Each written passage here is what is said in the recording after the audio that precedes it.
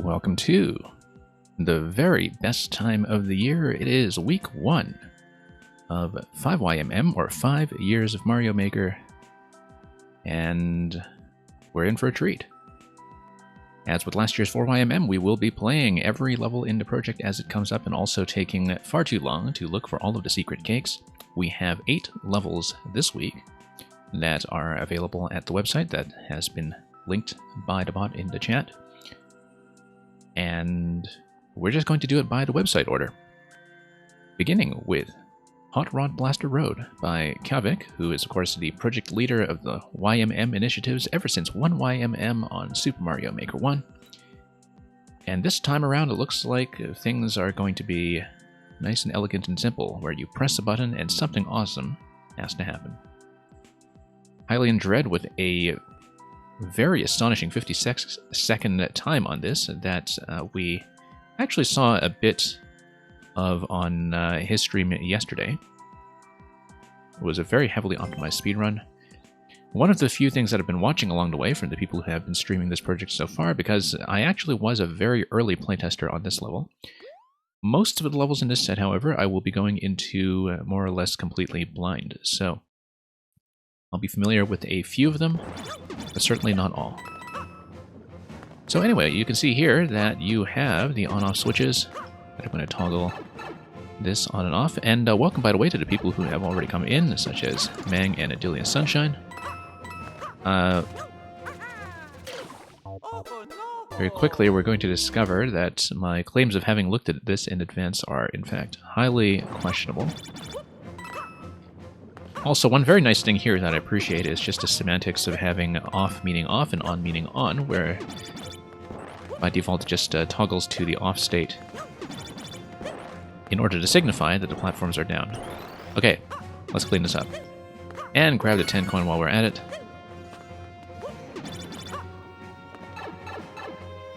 And Captain Redbeard, welcome. Hope you've been doing well. Okay, let's do this. Drop on down. And yeah, we will hit this. Probably should have landed on top of the coins. Notice the placement of the warp block, seeming to indicate a secret route.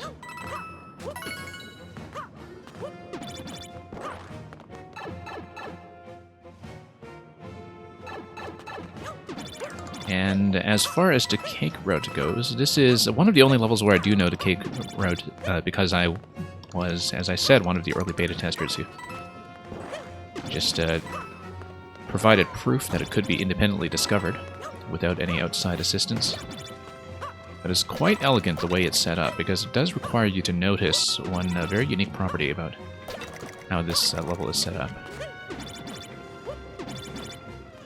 Now, everything here operates using the on-off bounce platforms in the Super Mario 3D World style. That's how it goes. And of course, there's that instant reset on the on-off switch as well once the bounce has been activated.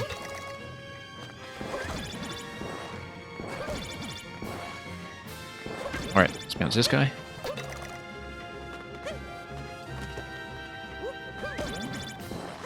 Okay, we might as well just show off all of the respective routes here, just to give everybody a complete look at how this is put together. So here's an auto-scroll section where we're going to totally roll the wrong way because I wasn't watching which way Mario was facing. And yes, indeed, Grikowski, 5YMM hype. Grikowski, your level is one of those that I will be going in mostly blind. That was, in fact, some reason for urgency in terms of getting through these levels sooner in the week rather than later. Because I'm looking forward to that solution in particular, whatever it turns out to be. So I've heard people discuss it in very vague terms. Let's roll into it properly this time, or long jump into it if you really want. Just getting warmed up in the meantime. Do let me know if the stream is performing okay as usual, because often in the first 5 to 10 minutes or so, that's when we see whether our audio is going to behave properly. Of course, we're going to grab this. And time for the hot rod on the Blaster Road. And thank you so much for the resub, Grukowski.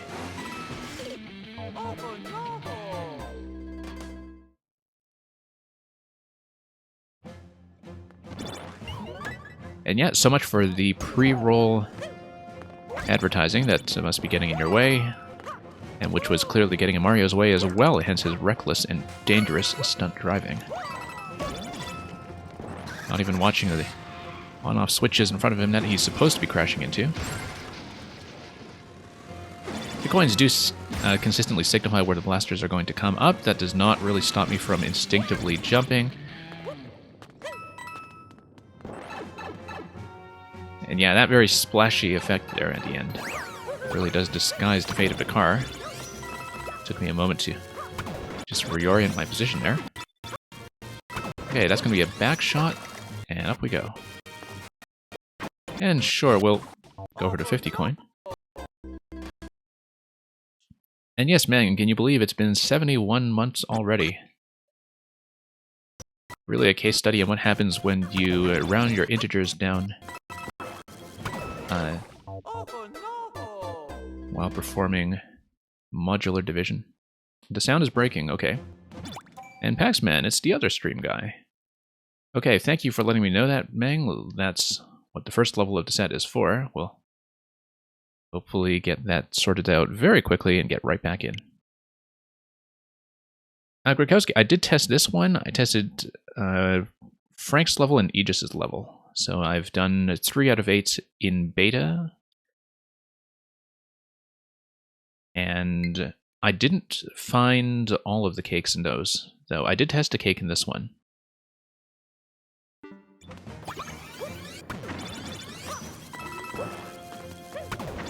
Okay, let's get back in here. Yeah, because Kalvik was, of course, interested in seeing how blind-friendly the cake would really be, since there was some dispute about that, and he was very quickly vindicated by my ability to find it. Now, let's try to get that 50 coins safely. We haven't quite demonstrated that yet. And so, Glitch, I haven't shown off the cake yet, but because I was an early tester on this level, though not all of them, I do know where it's located, and I have found it before. I have not executed this on stream, though, so...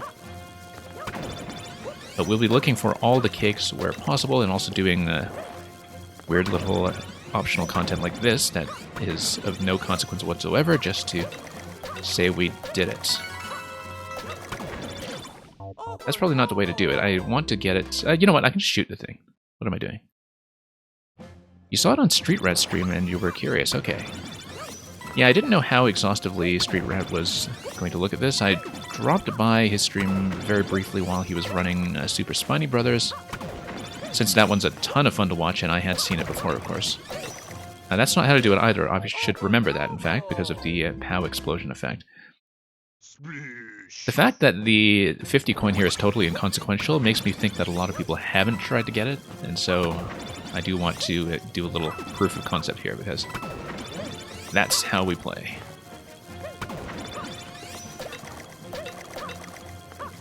Okay. There we go. Pop this guy up. Pop this up again. And then, whoops. Getting a little bit itchy-fingered here. And yes, indeed, Paxman, it is a completionist stream.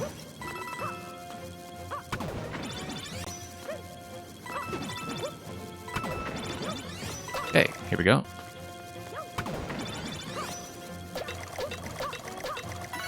Yeah, Glitch, you should have no problem whatsoever with this level. We've proven we can get to 50 coin already. I should just skip it now, but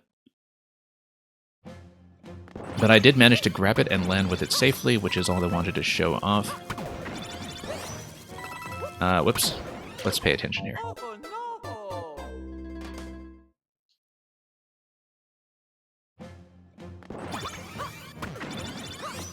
Okay, let's do this once again.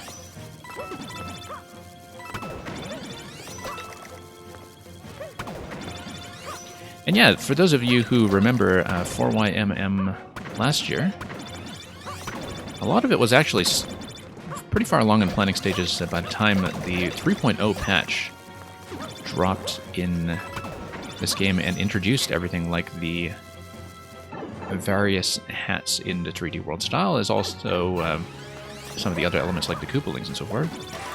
Let's just give him a quick crush death here before Meowser decides to RNG all over the place on us. And so yeah, a lot of the concepts that were made possible by some of the patch 3.0 content that so significantly extended the life and variety of the game was not as prevalent during 4YM as it could be, just given development time, apart from a few exceptions like Mortal Koopas, implementing the Koopalings onto what was already originally a music track that had been mostly laid out. And so having some things like the Cannon Box come in will be kind of a nice change of pace to keep up with the developments that we have seen in this game over the past year. And yeah, it's felt like, of course, a very long drought since Nintendo gave us what they said was the final major update, and we have no reason to doubt that. But it's still nice to see this game flourish conceptually. Now, let's demonstrate Cake Route. So you'll notice how early this warp block comes in. And you'll notice that there wasn't really much for us to check up front. You can check everything in the first 2 screens or so exhaustively. You won't find anything. Because this is a case of what adventure designers and puzzle designers often talk about as literally putting the lock before the key. So the player starts wondering. Now, the really neat property about this level is that if you're paying attention, all of these setups can pretty much be navigated backwards. And so if you're thinking about the key to that particular warp block as something that you have to discover afterwards, you have to set a bound for your search, right? Which is, okay, how far am I allowed to search before I can no longer reverse course? And so that's something that you start paying attention to in this level as soon as you start to doing the key hunt. If it's not in front, obviously it's going to be somewhere in the back. If it is in the back, then you just start thinking, okay, how far am I allowed to go while still being able to retrace my steps? It turns out really, really far. And we'll demonstrate that in just a moment. And Lantis, welcome. And yeah, Glitch, the hats have, of course, been amazing. I am myself very, very fond of the Goomba hat, but I've seen very few people other than Paxman who agree with me, and that's just, of course, a sign of Paxman's good taste in ways that I don't want to spoil. But, no, I know that's been discussed before, actually, because of a concept test that we had done months ago. But yeah, I think the 3D World hats are just incredible. Obviously, that's been the Glitch's bread and butter, for those of you who know Glitch's levels. So yeah, we can dance around here, and we can see, okay, what can we do? And you just keep going until you think about how it's possible to reverse through various locations. So here, if you take a look at this checkpoint here, you can see that everything is reversible up until you get to this warp block, because warp blocks are one way. So, you know that the key has to be located somewhere from the original warp box up until this point, and that if this is going to be the end point, if it's not in the previous room, then eventually you do need to find some way to get up there through this kind of pipe re-entry. So at this point, we've now confined our search space. Wow, nearly fell into the lava right there. Let's watch out for that. And then we can pay attention to what happens here. So, notice that lava level is down, and this guy is coming up from below. That's the key. It actually didn't take me very long to find when I originally tested this, because I just knew that there was this very limited amount of space that you could use for that, and that, of course, the lava level is not variable at all in this zone. So it had to be in the next one. where as soon as you notice the background, the lava is going up and down, that's really the only spot left to check. Okay, we do need, however, to up this so we can get back as soon as possible. And luckily, the checkpoint is going to make starting the secret route immediately available for us. So let's proceed over here. And just pop this guy on the head. Up we don't. Up we go. Hardest thing to do in this game. And Frank, it seems that your name is also very familiar. I say as I look over at chat and fall into the lava immediately.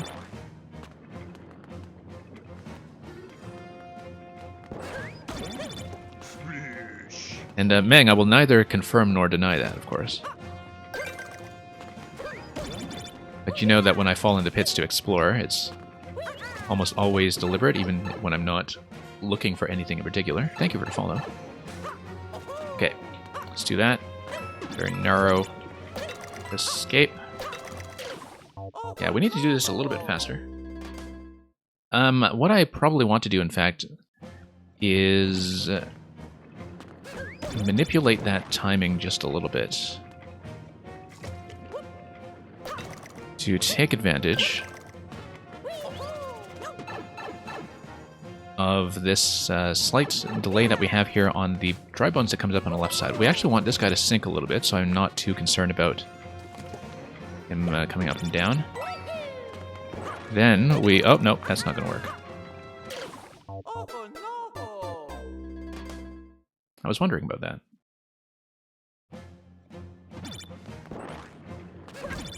And Frank, you take full responsibility for that death. Well, there will be many more to come, I'm sure. Especially when we get to your contribution shortly afterwards. Alright, so maybe we shouldn't do it this way, given that I'm at the point at which... Yeah, that's about as far as I can scroll. Okay, so we are consistently not spawning that guy. I see. No, I need to scroll left a bit to load him in, and then I need to scroll back. That's the issue that I'm running into. It's very particular, the way it's laid out. You do need to pay attention to the spawning rules of this game, which is sometimes a little bit knowledge dependent, I think, on part of the maker. And Duggars, I play viewer levels on weekends, on the Friday to Saturday and Saturday to Sunday streams. And yes, I do play Super Worlds in segments when we do that. Occasionally, I also... let's load this from the left. I also play complete Super Worlds on some special feature streams, but usually that's if I am already pretty familiar with the maker. Okay, let's let everything come down first. I could still see that one on the left. Now, we should have loaded in the other bones by now. Yeah, there is going to be a particular timing that I'm going to try to hit here to do that a little bit more elegantly.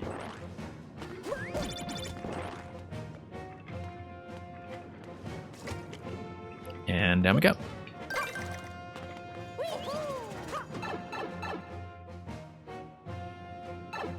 And Frank, yes, I do stream Scrabble usually on the Wednesday streams, Wednesday evening NA time, because I have a fairly regular group I get together for that, but I do try to run it at some other times when I can. Lately, I haven't been able to do it as much. But, yeah, we definitely play. Okay, we need to improve that time for sure. It's the first bones that's still getting my way. If I long jump across the first one, or find some other way to activate that a little bit faster, then we should be fine. You see, I tested a fairly early version of this, and so I don't actually remember what I did for this. It might also have been retuned since I last looked at it. So yeah, if I hadn't told you that I had previously playtested the thing, I'm playing poorly enough that I think most of you probably couldn't tell. Let's load the bones on the left side first. Load him in. We push this guy. And then let's push like that. Okay, we can still do this. No, we need to long jump immediately to the one on the left. That's how you do it. Truth Main, we were actually just talking about Scrabble. The Truth Main is also a Scrabble streamer. He's arguably a lot more active in the game than I am. We'll give you a shout out in just a moment, in fact. Because somebody in chat was just asking about that. And yeah, it's Truth Man. I hope everything has been going well on the Woogle's Ladder or whatever else you've been playing.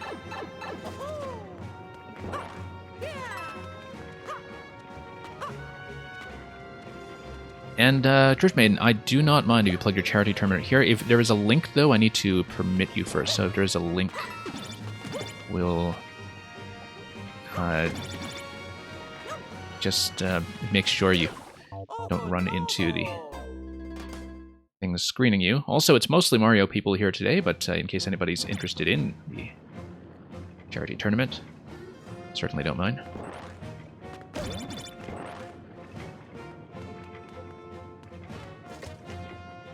Okay. Yeah, thank you for that, Truth Man.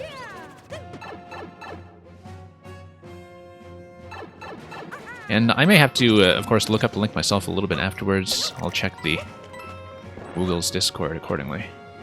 Yeah, let's load in that bones on the left side, and let's go long jump this time. Much better. Now, we reverse through the rest of this. There we go. Spent way too much time on that. And yeah, it's good to know, Truth Maiden, that it's beginner-friendly. I feel like Woogles could do with a lot more of those events. Especially with a lot of people coming in who do not have over-the-board experience, including some people who have been streaming this. That's a nice little way to give you 5 one-ups, one for each birthday so far. And yeah, that just pops you back here. And sure, let's do this whole segment again. Because squishing Meowser is just that much fun.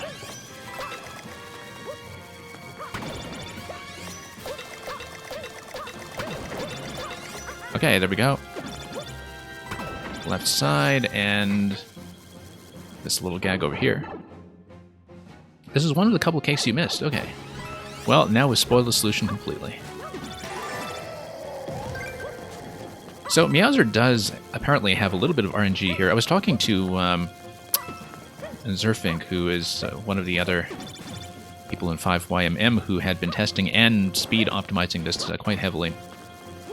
And there is a bit of an edge case where Meowser flies off the screen immediately, and I know that because I had previously encountered that behavior myself.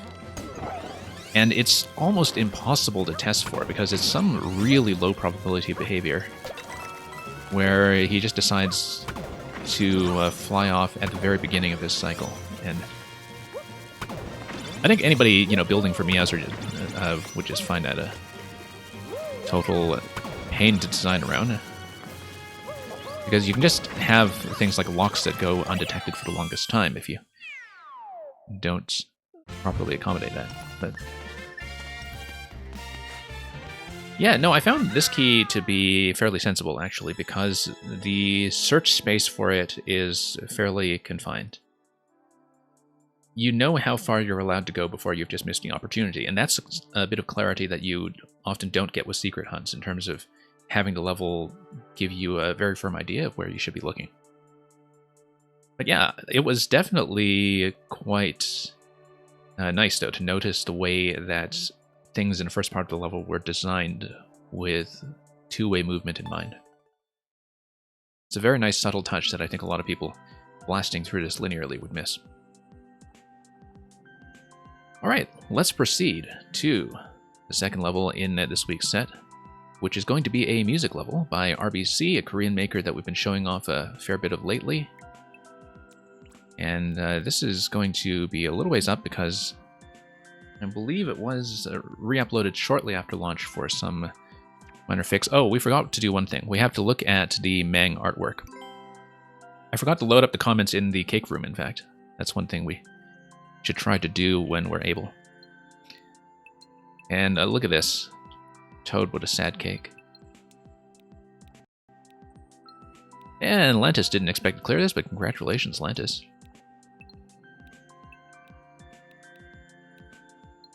And, oh, this guy looking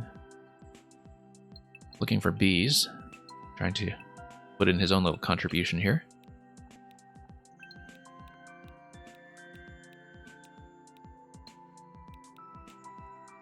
And it took Density 30 minutes, apparently.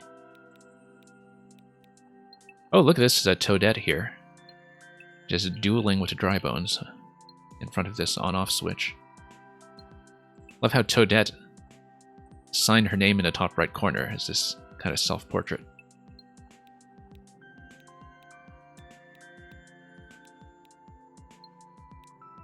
"5 years of bees? Yeah, we could certainly do that." Most of it was broken. I don't think this guy understands how the on-off switches are supposed to work.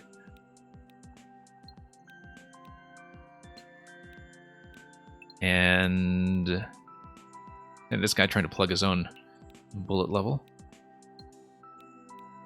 Bunch of people who found a Kate. Ah, Grakowski, look at that. You know, I don't see Grakowski art comments very often, but I'm not surprised at all that yours is a very schematic kind of design. There's something about it that just fits your own personality as a maker. Also, I guess because straight lines are a little easier to draw using the tools that are available in the game.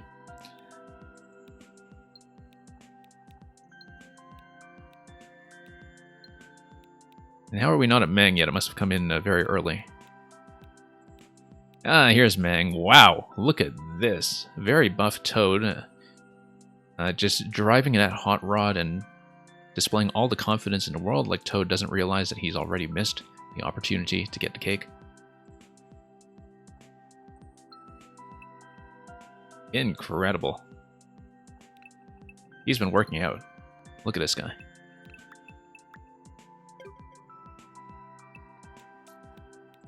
Okay, let's proceed to the second level, Wooden Vessel Galaxy by RBC, which has platforming to the puzzle plank and ball rolling music from Mario Galaxy. Puzzle plank being from Galaxy 2, I believe. And very thematically appropriate rocket ship in the cover image. Also a world record by Supernova that has, as yet, remained unbeaten. So, we'll see if that holds. I'm not going to contest it, though. I just want to rock out to whatever RBC has decided to do with video game music this time, so... Yeah, hopefully my sound is working now, because that's absolutely critical for something like this to be put together. RBC, of course, one of the Korean makers who's very familiar with a lot of the advanced looping music tech with globally loaded music tracks that has been some of the most advanced tech in this game in terms of stuff that's just endless fun and fascination.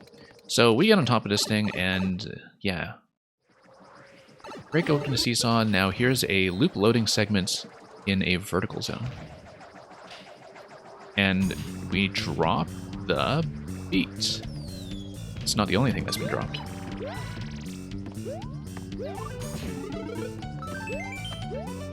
And let me know if you can hear this well, because I assure you the track is fantastic. So yeah, we're going to have some open platforming and some red coin hunting. Notice this P block down here as well. I'm kind of wondering about this. Now, we just get over to the next seesaw. And then we need to break this by stomping on this and applying infinite weight to do a bomb crush against the one-way panel. More fireworks, for some reason.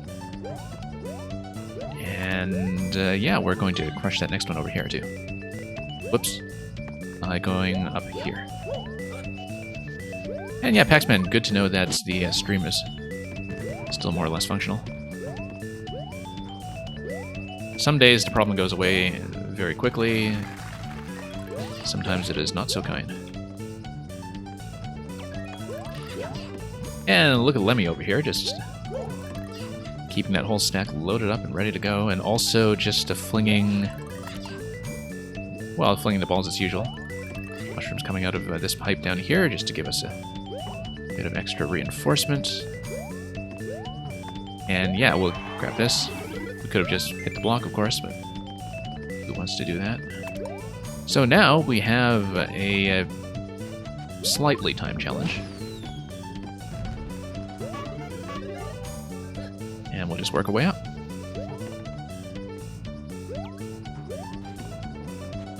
Okay. Now we hit this guy. And, okay, somebody's loving spike balls at us. Let's be careful. Oh no, that's just a spike ball that comes down and breaks things. That's fine, we can handle that. So, I can lower the Thwomp, but then... No, I want a Thwomp to lift me up. You see, this is why Supernova has the record on this level then, because he's the one who did a very popular Thwomp and Seesaw projectile level as well that I think gave him tons of practice with this kind of mechanic. So we hit this, it hits the Muncher. We want to get within range to have the Thwomp come down, but then if the Thwomp is on the way back up, then what are we doing?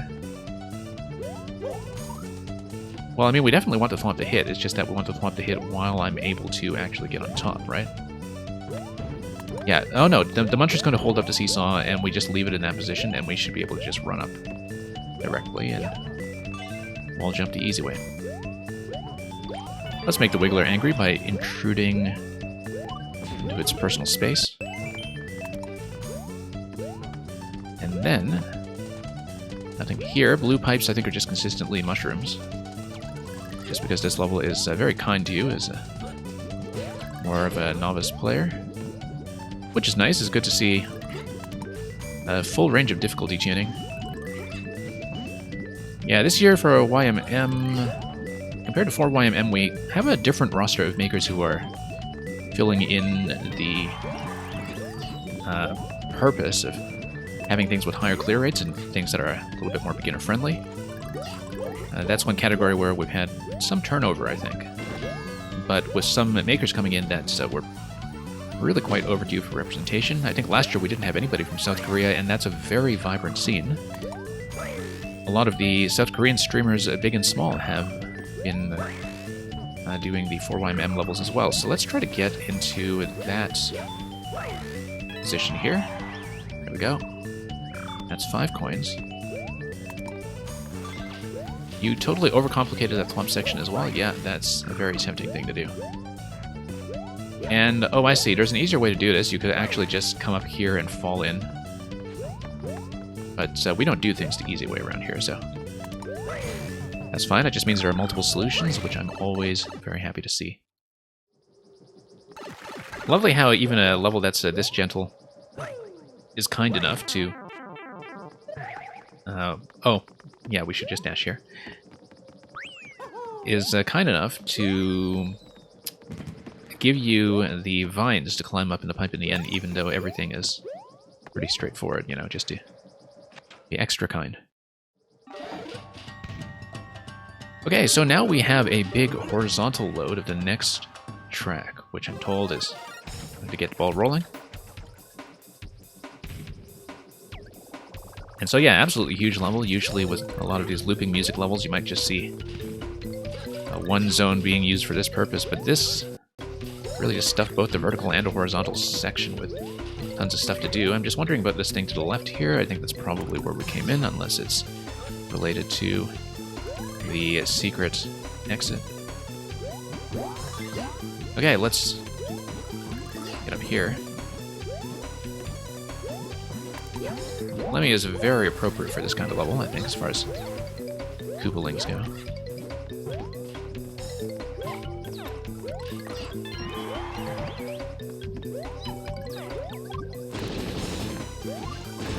Yeah, Frank, you would think that up pipes aren't hard, but I think it's one of those things where because you expect them to be easy, players notice a lot more vividly when they fail at them. And so it seems like people die on them all the time because that's a consistent kind of element where they feel like they should be doing better. We should just wall jump, of course, a second time off the ball. Let's not overcomplicate this. Notice also the pink coin that is under the spring on the right side. Yeah, I have a lot of trouble with nut pipes for sure. I'm certainly not going to be one to call them easy. Okay, love how there's a little bit of player action here to unlock that. One of the things that is apparent, I think, is despite the fact that all this looping music tech has been developing quite rapidly over the past year and a half or so, mostly from the kind of circle of music makers surrounding General BB, who's also part of this project, but he's in contact with a lot of these Korean music makers as well. That a lot of this globally loaded looping music is still new to players who are not in this game on as much of a constant basis as we are. And, you know, if you're just playing endless junk all day, you're likely to have put in a lot of time into Mario Maker without ever having seen this, and so I think it's one of these things that still astonishes players the first time they see it in action. And yeah, Frank, I know how it works in theory, which is not to say that I am able to make this. I always feel like music levels of this complexity are just a massive testing and debugging nightmare, but I've seen some of it done on stream before, once again by Ketcha or General BB. We are at 9 coins, but we ran out of time. I know how to get the remaining 4. That's fine. We have a safety coin at the end. I'm fairly certain of that because of the fact that the coin trail is broken over the checkpoint. So I think all coins are accounted for so far. There's nothing we could have missed. But yeah, I've seen some of these looping music structures sort of halfway in development on stream before, and it's kind of interesting to see just how things are actually tested mid-development. Obviously, the whole music track is laid out well in advance before you can actually get the platforming in, but that's one of the things that makes this level really unique, is that all of the placements of the music loop coincide very well with the Lemmy placements as well. You can see that, you know, you have the spike over here as the instrument on the bottom of the stack, and that the Lemmy placement affects how the rest of the level is being put together in terms of what the player is able to interact with and where the bounces are going to go.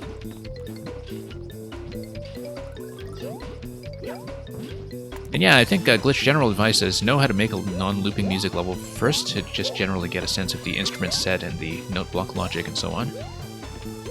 And worry about the global loading second, because that becomes a lot more complicated and requires quite a bit more planning.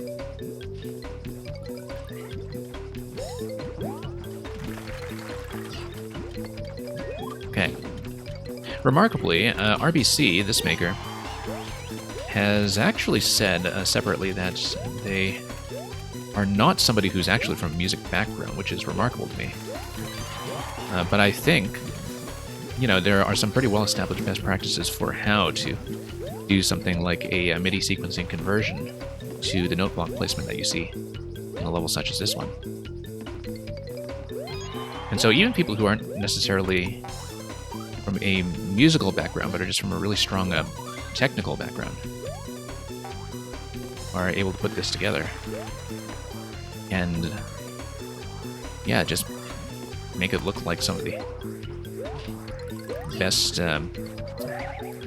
sort of music level that you can find in this game. So we have a twister on top of that seesaw. We have something else on this left side as well. I needed to toss something. It's probably that spring that we could pick up earlier if we bring it up with us. No, because we would not be able to head up this way, would we? Let's see here, because if I take the spring and I load it upstairs, no, this over here is not where we want to go. Let's take a look at this again, just to be sure what we're looking at. And Paxman, you're saying your Music Maestro is a good resource for those who don't know it. Yeah, so the twister drop here is going to make the twister pass through the bomb, and then it's going to have this whole sequence of activations down there, which will activate the bomb. So I do need an object to pass over to the coin on the right. The only thing I can think of is the spring that we had access to earlier. But in order to do that, we'd need to be able to get upstairs without the spring. And we can do that because we're able to go through over here. No, except that's not the throwing location I'll be looking for. Interesting. Interesting. Let's do this quickly. So we're able to take this over, and then afterwards I need to bounce on a Lemmy Ball, probably. But the bounce here doesn't seem to be in the kind of position I want, does it? But what we can do is we can bounce the ball using this, and we place it here where the marker is. We place it here, then, yeah, then it's going to go over. And then, look at this. Like I said, it's incredible the amount of planning in this just to get that initial placement of everything musical to also provide for these puzzle spaces that look very precisely tuned, as if they were designed separately from the music in the first place. Okay, up we go, and then we still need to look for the final coin by wherever the door is going to be. And yeah, there it is at the very end. Just gotta check these pipes here. And yeah, very satisfying solution there. It's very simple, but just applies your knowledge of everything you've seen so far in the level. And this very gentle way to get up to the top of the flagpole as well for the players who want to look at it that way. So this is just part of the cover image, High M. It's almost like a hidden Mickey here. Not the same thing as the opening music level from 4YMM, which was based in Fantasia, and actually did have a hidden Mickey, but that's what these curved tracks over the M make me think of. A lot of this, of course, is just decoration as well as tracks that load things in for the music. Let's take a look at the comments here. I think that because the player is only able to step in this location, we won't see any interesting comment art from where we are standing, given that we don't have access to the main area. But we'll check the comment art afterwards then. Squirrels down here, yeah, we see the cake, and that's really quite glorious. Amazing that with everything going on in this level, that there was still enough entity space to have these additional power-ups loaded onto the tracks. And of course you just have a lot of budget for power-ups available separately once everything else is done. Also, yeah, I guess coming back through the door gives you the bird song over here. And sorry, Yoshi, I think we do have to leave you behind, do we? Do we? Really? No, we don't. False advertising. Anyway, that's a GG with cake.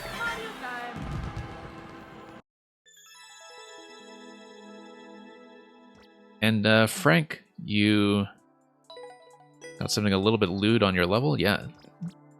With levels that have this much visibility, I'm not surprised that Nintendo would be stomping on that fairly quickly.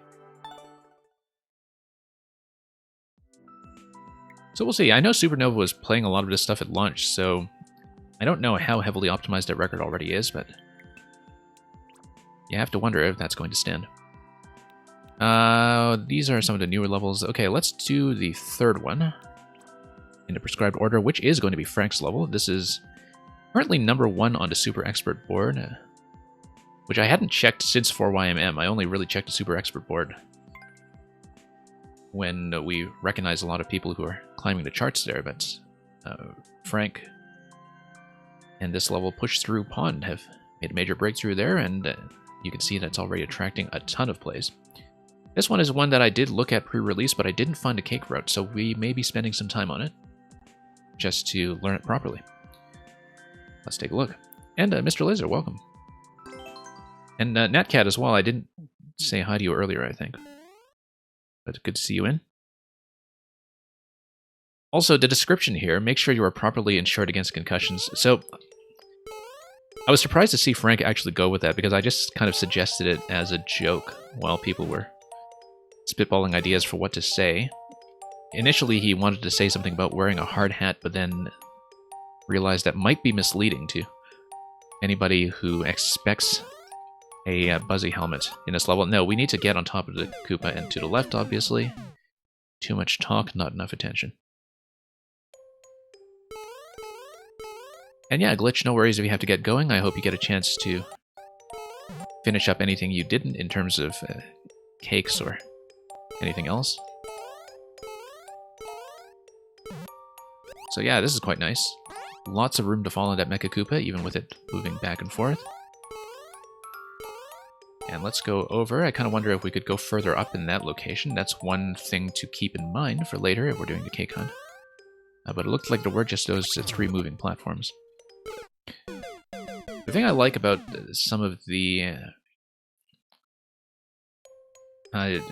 double columns of falling platforms here is how much they are like the original falling platform segments in SMB1.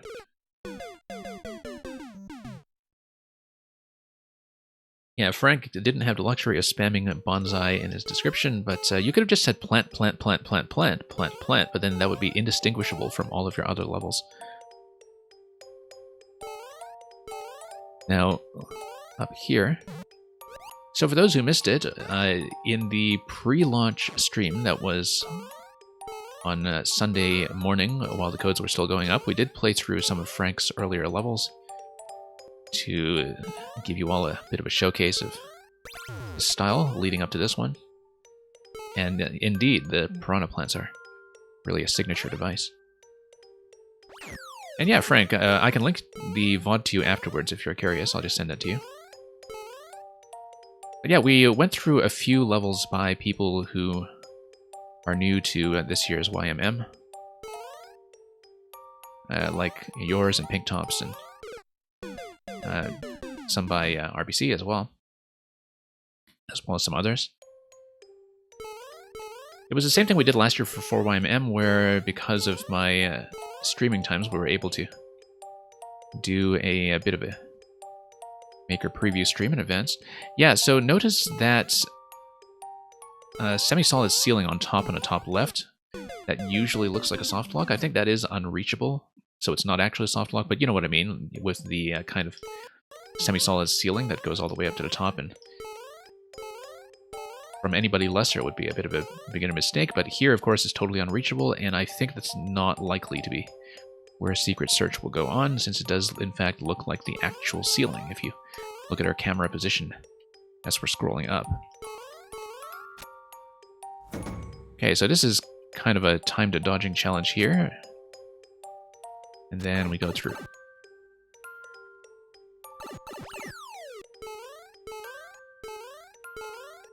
I'm just running around and checking. There's an on-off switch on the top left. I think that just sets the on-off state for this zone, so it's not actually relevant. It just makes sure the on-off lines up with what it is on spawn at the checkpoint. Yeah, I know this is designed to platform back and forth. I think that kind of jump is fairly easily reachable, though, for anybody who is a little less patient about working around that muncher on the left side.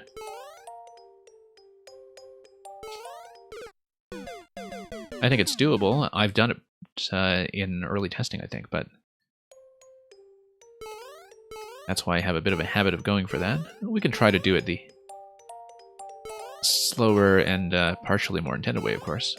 Jumping around the muncher over here and not really having an easier time.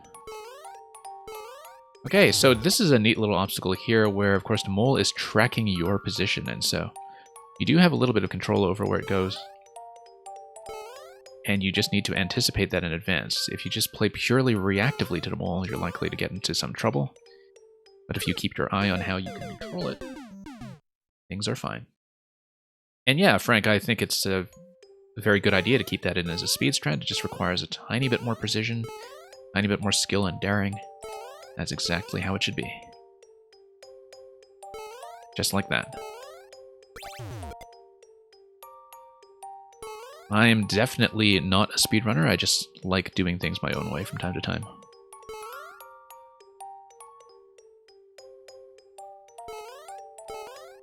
I'm not a speedrunner because I don't like doing the execution, but I really do respect a lot of the routing that goes into finding good speed strategies. I'm just not the person who winds up grinding it out over time. Anyway, down we go. And let's get over here. Okay, control the mole. Drag it all the way to the left, and that creates just enough space for us to drop onto the next plant.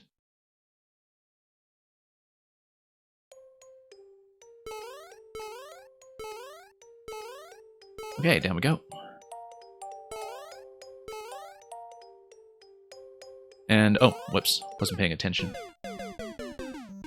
And for some reason, I just blanked on how late the third column was going to send me a platform. But yeah, as I was saying, I almost never see these reddish-orange platforms in SMB1 used the way they were originally in SMB1.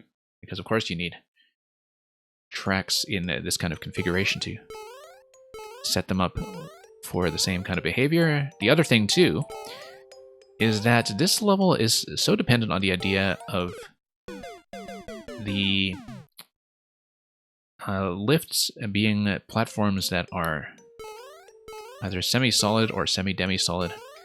And the thing that throws me off every time I go back to SMB1 now is that they actually do have a hard collision on top and bottom, where you bump your head onto platforms if you go in from underneath, and that killed me so many times in SMB35, while SMB35 was still up. Because, yeah, I lost a lot of SMB35 rounds just from playing too much Mario Maker and momentarily forgetting that I would bump my head on that. Merlin, I am doing very well. Hope you are also okay. Merlin, don't know if you've had a chance to play any of this yet, but you are in for a treat if you do catch up on them. Okay, let's try to straighten out that bit with the Mecha Koopa. Still no sign of the cake, as far as I can tell. I am trying to pay attention to whatever it is we haven't checked, but we'll just keep our eyes open and maybe not step on the plants in the meantime. And yeah, Frank, I didn't find the jump physics to be as much of a problem once I discovered that in SMB35 you don't always want to be rushing ahead anyway, and that there are strong incentives to be playing patiently, stopping and killing things on screen, etc. So for me to jump physics, they did take a bit of adjustment early on, but I didn't really die to them very much after a while. I was dying a lot to the platforms though. And Monokuma, welcome.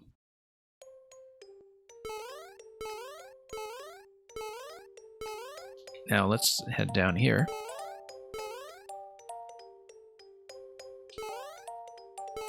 And drag the mole.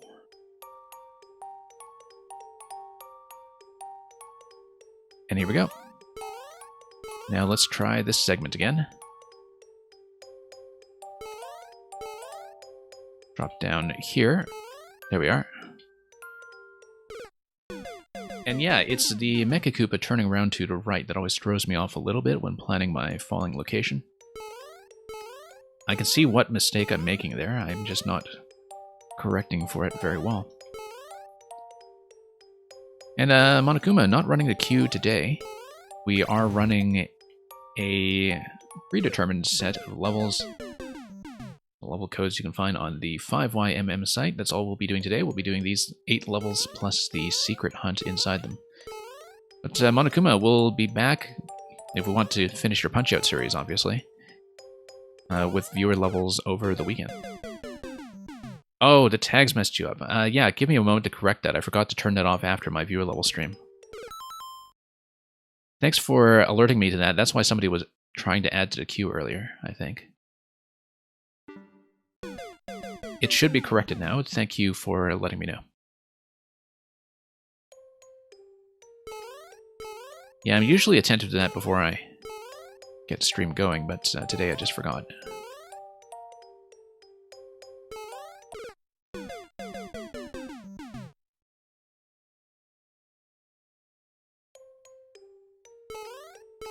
It's not the first time we've had a bit of a tagging error. It happens fairly rarely, but I remember one time I was testing something very early on in this stream when I was just getting this channel started.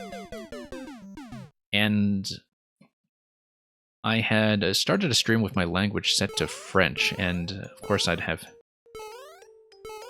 a very low viewership at that time, but definitely some people coming in and searching for French channels, trying to talk to me in French, which on sudden notice was good practice, I guess, but also a bit of a tricky situation. And that's why you make sure your tags are set properly. It's gotten worse too, I think, since Twitch started introducing things like category tags for nationalities, and unfortunately a lot of nationalities have the same names as languages. Okay, so I feel like I should have gone faster to check up above in this spot. That's one spot we should come back and look at if we haven't found cake by the end, because I think going through here faster and ascending up those platforms is likely to get us something, since we haven't even looked at the top half. On the other hand, we can just do this. Art Pop, we are only on the 3rd level. Ah, we've got the cake, okay. Overcomplicating things as usual. Yeah, Art Pop, we're just on the 3rd level out of 8. We've been finding every cake so far, and they've been going really well. We're not going to torch ourselves going for the 1-ups, because you would need the on state for that, and it looks like to keep the whole cake like a blueberry cake, you are restricted to the off state throughout. That's okay, it just means that we don't get access to the 1-ups. There's a hidden 1-up in a room. Let's take a look.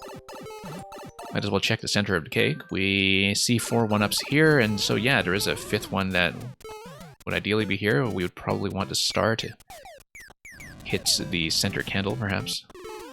Let's stand here and not get completely torched. Nope, that's not it.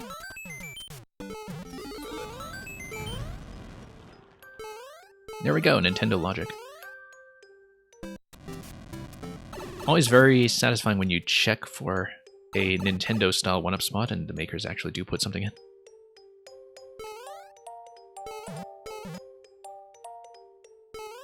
And this gives you access to the top of the flagpole, which of course we'll miss. Of course we could have taken the lift up as well for an easier way to do that, but close enough. And yes, a very platformy flavor to that. I mean, not only do you need to be insured against concussions, you definitely want to make sure you're insured for dental as well after that cake munching experience. Or, you know, you could just switch the on-off state and it would just have a softer confection to bite through without so much blue platforming breaking up against your teeth. Thank you for all the GGs, and welcome, Awesome Lamb. Good to have you back. Let's move on to number 4 in the set. Number 4 in the set is going to be Cosmic Compass by Grukowski. So yeah, I was recruited as a playtester for a lot of the puzzle concepts in 5YMM, but I did not do this one, and so I will be going into this one unspoiled, which I'm really looking forward to doing, because if you are a regular viewer of my stream, you know that we play Grukowski levels practically every week, and we're starting to run out.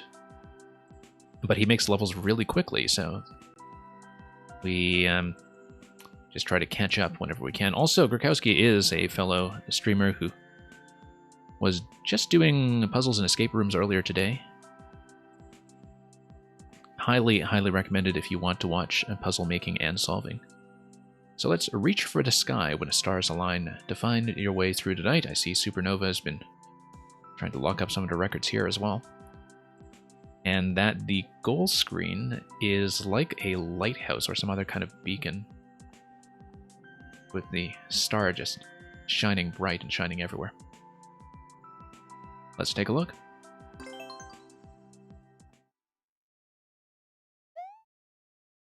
And yeah, Frank, I think Gronkowski's been perfectly fine with keeping the explosions down. Okay, so one thing that we do know from past experience with Gronkowski's levels is that sometimes you can really admire the artwork and a decoration, and it turns out to matter for some kind of mechanical purpose. And so these things here that look very much like spyglasses, or not spyglasses, magnifying glasses early on, lenses, Quidditch hoops, they're going to signal that we're really not going to go anywhere without a key. But in low gravity, we can continue checking upwards and inspecting everything. Oh, I see. It's like they're anchoring these cloud platforms. They're tied to the rainbows, which is really neat. It's kind of like they're acting as an anchor point then. And then we see a couple of platforms down here. I bet we could make that jump, maybe? No, hang on. Let's develop some running speed first before we jump to any conclusions or indeed to any platforms. Okay, let's come over here. Check this. So yeah, on platform over there. Let's try to make that jump since we are in low gravity. Hang on. Need to do this a bit more accurately. Really looks like it should be doable, but also that it might be placed to just be out of reach. I'm just figuring out what else I can interact with at this point. You feel like you should comment, I'm not sure if I can make that jump. Yeah, it's kind of too bad that there's no creator comments only display. I'm sure, Gronkowski, that you've probably seen a lot of people try to attempt that jump up to this point. Okay. So you want the stars to align, you want these things to... You know what? Okay, so if we can't actually make it over here, and if everything up top is kind of decorative so far, I would suspect that we have something like an invisible platform that we can hit, and that... Frank made that jump. Okay, I see. Well, let's see if we can do it. I mean, I kind of suspect it's not actually what to do here. But I was curious. And I'm sure lots of people have tried. So notice how... I was about to say, notice how... So it looks like I got that by accident, but I actually did just figure out what's going on here. When you scroll to background parallax, I was noticing how you have a whole bunch of stars that are along this row that are crossing over. And a lot of stars that are across this row that are also crossing over. And I was originally just going to align one of these and check the different locations that you have here. I was just focusing on the one on the left, but you can see now when I accidentally triggered these blocks that what you want to have happen is both of these lenses or apertures to be aligned at once. And because I was thinking of checking one at a time and seeing what to do with that, since I noticed that both of them were on the same row. But it is like a parallax alignment puzzle, which is pretty rare. I actually remember, of course, Kavik had a very famous one in Mario Maker 1. It was Nicky's Puzzling Pictures, which was one of the few levels I had seen in the first game that really thought about using the background parallax as a mechanic, I think. Or background art, where you needed to pay attention to the background art somehow. I think there was another escape room level that I saw that also used a parallax effect for something, but I'm trying to remember which one it was. It was probably maybe Tempest Funk, but I can't quite recall at this moment. Anyway, 5YMM. One of captains, okay. Gorkowski, I actually don't know if I've done that one. I'm trying to think about the Redbeard ones I have done and whether any of them had the parallax. So notice that 5Y, Y now has the star underneath. So I think we actually do like a quadruple alignment or triple alignment with these spots here, like that, right? But no, it would need to be a quadruple alignment, I think, if we can get it. Because you can see that you have 5YM all sorted out together, but not this spot here. So maybe, but there's nothing on that row though, down low. Then you have this sign. This looks like a track that's just there to aesthetically complete the sign. It's asking you to look at this spot. Oh, there's also, I guess, this guy again. And you align all three like this. And okay, so that's not enough. We have all three aligned over here.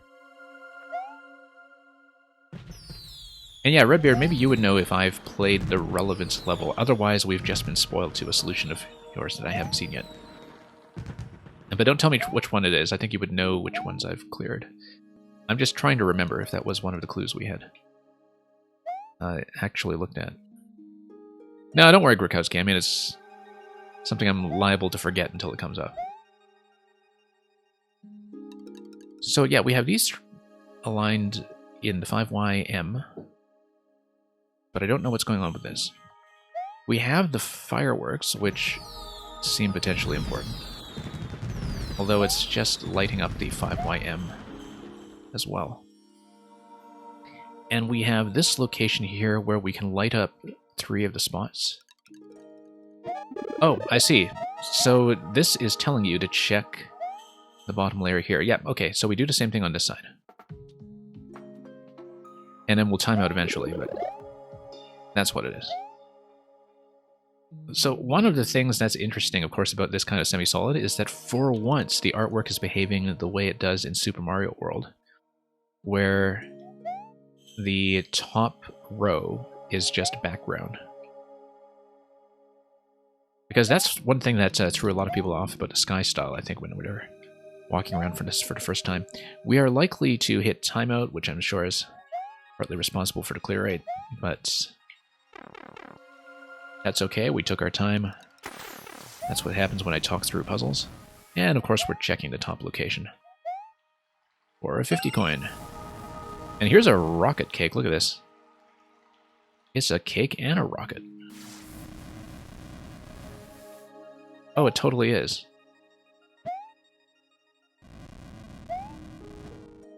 Whoops. The comments on this level show the solution. Yeah, let's not look at this. Also, Mang, I forgot to check the Mang artwork on the last level. And on the last level before that. Remind me afterwards that I should check the Mang art again, because after doing the comments check in RBC's level and finding no spot that I could stand in to reveal comment art, I just completely forgot to check the rest.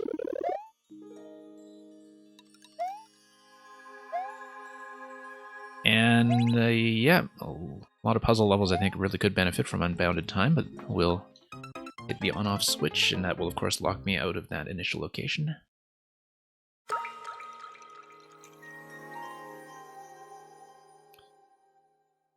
Okay, let's see here.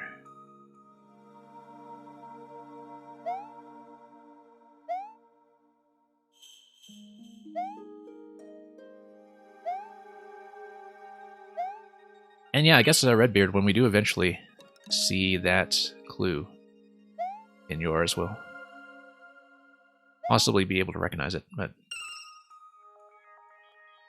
kind of nice to see, of course, people who design puzzles and escape rooms taking advantage of that.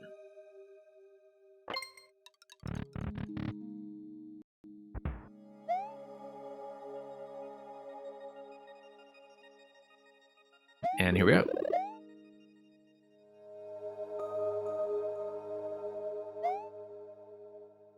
Yeah, in general, Paxman, I think anything that's useful in the feature set that Nintendo gives us will in some way be open to abuse.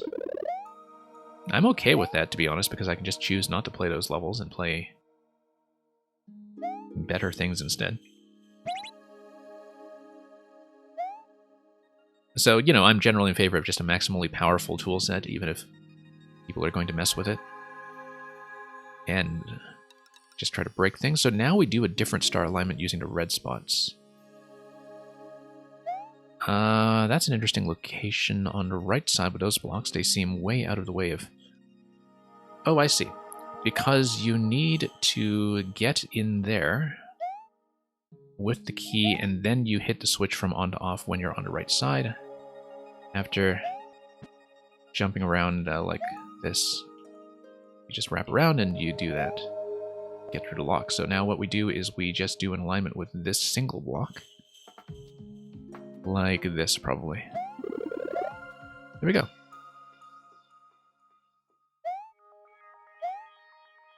And there's the key.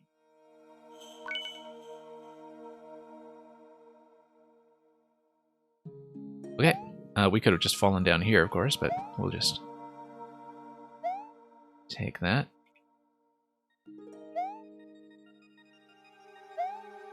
And down we go. Next section. Okay, here's a checkpoint. And given the risk of timeout, let's actually take the checkpoint. Which I sometimes almost deliberately avoid. So we have a bridge that extends all the way here and shows you that there is eventually going to be a pipe. Yeah, I'm sure some people have just tried to do this by trial and error by running around and tapping every location they can. I wonder if the vine locations here are significant. I feel like maybe aligning the stars between the vines like this is a likely outcome, and so we'll try the same thing as before, where we go through the bottom layers, Super Mario World style, and it's this. And yeah, that would go through the bridge, and that would give you something useful. Let's see if there's anything else we can do. Not until we've toggled the on-off switch, I think, to have a new series of locations open up. And yeah, Paxman, the thing about brute forcing the early ones is that even if you don't understand the solution, if you do find it by brute force, you're able to reflect on that and ask yourself, okay, what is it that I actually did here? And do I understand the concept? And yeah, not everybody will do that. Some of them will just try to brute force everything afterwards, but I think it's a nice way to train the player early and give them a bit of a freebie, where you show them the answer but not the derivation. And then afterwards you take out the safety net. So notice the arrows now aligned to point at a star location. We hit this, and then that will get me up to here. Was there anything on the bottom right, though? Let's check this first. No, this is just another entry location for the same concept, and I think there's only one alignment location that's going to work here.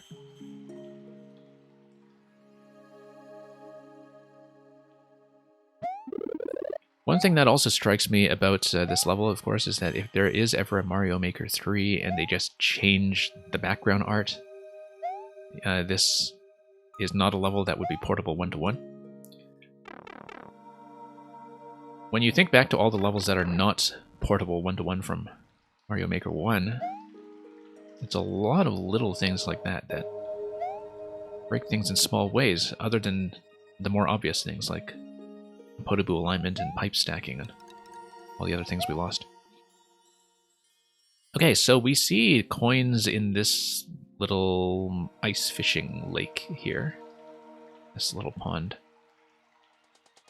I feel like the coins tell me about a particular star pattern that I should be looking at, like a constellation that I should be searching for.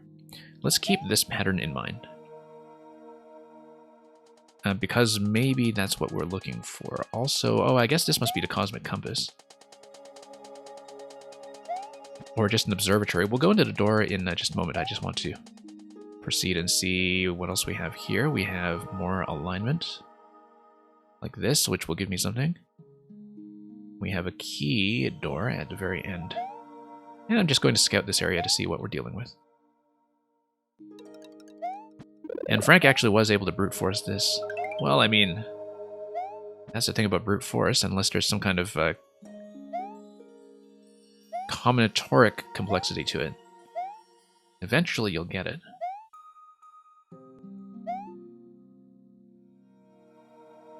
You know, unless it's something like a combination lock level of staggering complexity. It's funny because there have been combination lock levels before that I've been able to shortcut, not through brute force, but just by logical deduction, where you just look at the way that things are set up and you just narrow down the possibilities. And it was very satisfying to do. The maker, I think, was not that happy with it and had to do a lot of patching to try to prevent my method. So this is the observatory tower. Look at this star over here. It's just barely out of view, but I guess we can sit here and stargaze all day. You got an off switch. That's all it does so far. I don't think there's anything else we're doing here. But it does mean potentially that we're going to load into something slightly different in this zone. Oh, also notice that you can align the stars in certain locations around this dial, like around this compass, where if you can go here, you see it inside whatever degree we're going to call that. I guess there are, in fact, 12 of these, so we can describe them as clock positions, like 6 o'clock, 7 o'clock. So, you know, 7 o'clock would be this. 7 o'clock would also be this. And you would see some things like 12 o'clock up top. Maybe there's a long hand and a short hand. No, not really. It's just diagonals. We are going to run out of time, but let's see what else we can do with this concept. I feel like this is still relevant. That maybe we need to point the clock at a certain time that will reveal this constellation. I don't think I understood that. What did I do there? I don't think I understood what I just did here. Let me think about that when we go back.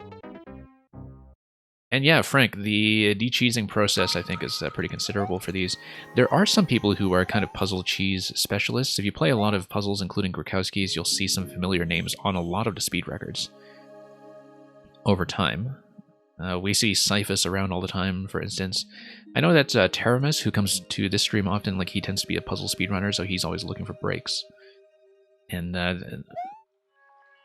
there's a pretty solid puzzle community at this point that looks for that kind of thing. And Grukowski, I don't know how much of this was externally tested with anybody outside of 5YMM. But of course, it's not an item logic puzzle. It's very much just a, you know, pure observational puzzle so far. So you wouldn't be worried so much about things like item cheese, I think. But just about the fairness of the solutions. Gesture Wave, okay.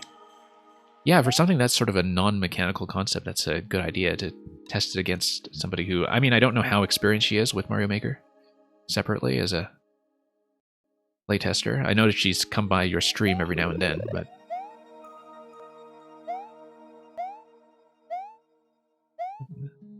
definitely the kind of puzzle where you want to see a very wide range of audiences that it could potentially reach. Not experienced at all, yeah. Perfect.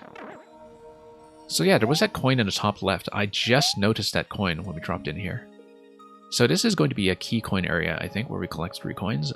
Like I said, I don't understand what we did with this thing. Because I was looking at this ice layout at the bottom, and I don't know why that got me something. It was kind of like we were reaching for the star, almost like this. And I'm not sure why. I'm trying to match it to the layout that we see on the bottom. So.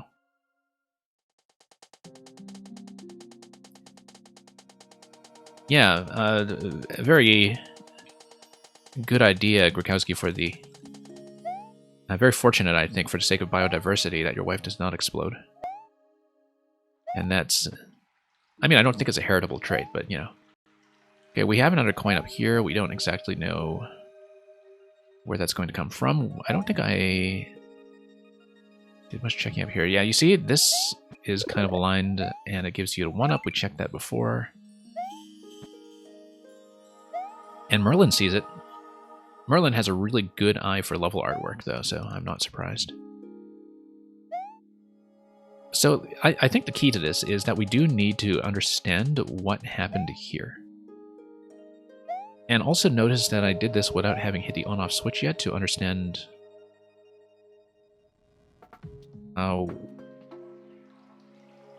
what to do. So, I mean, we see this whole track going up top, of course.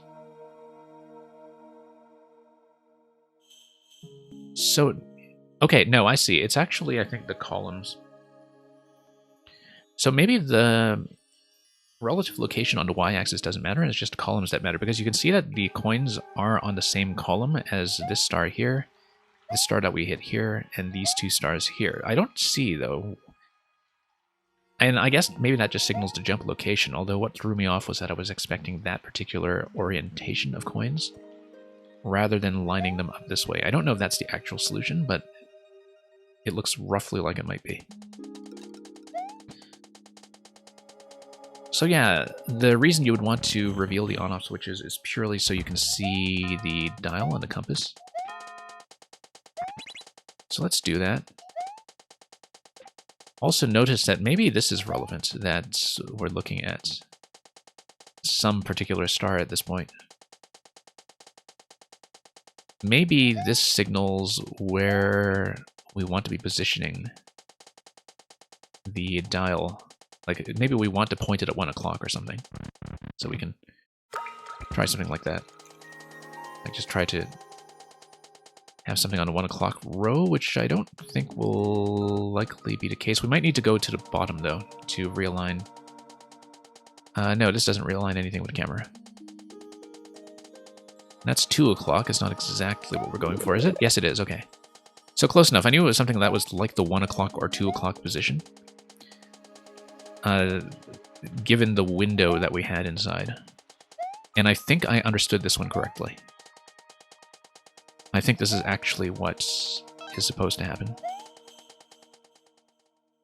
So let's go back to the other block that we had here. And yeah, you can see that... Oh, it's a mirror reflection. That's why. Okay, okay, okay.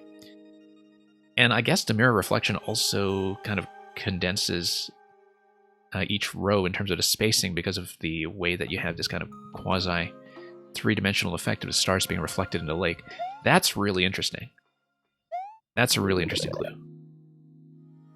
Yeah, because I saw that it was something to do with the alignment, but and I saw that this was supposed to be a body of water semantically when I came in. I just didn't think about the fact that it would be a reflecting pool. That's very nice. And yeah, Merlin, I guess that's what you would have seen.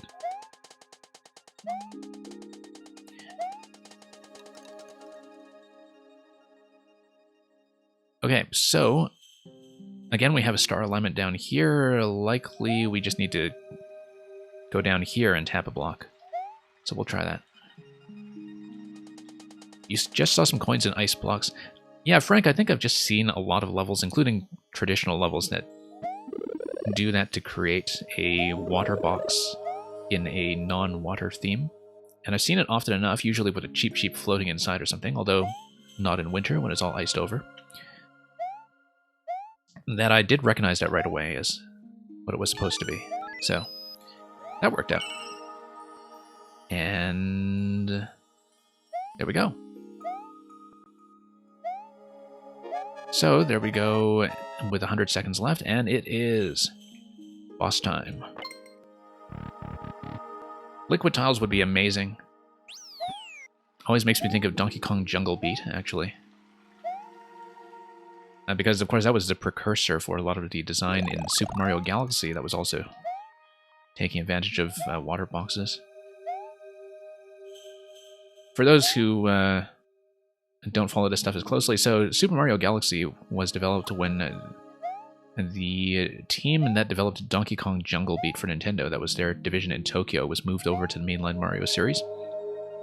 So I remember playing Mario Galaxy for the first time. I'm looking at the constellations here.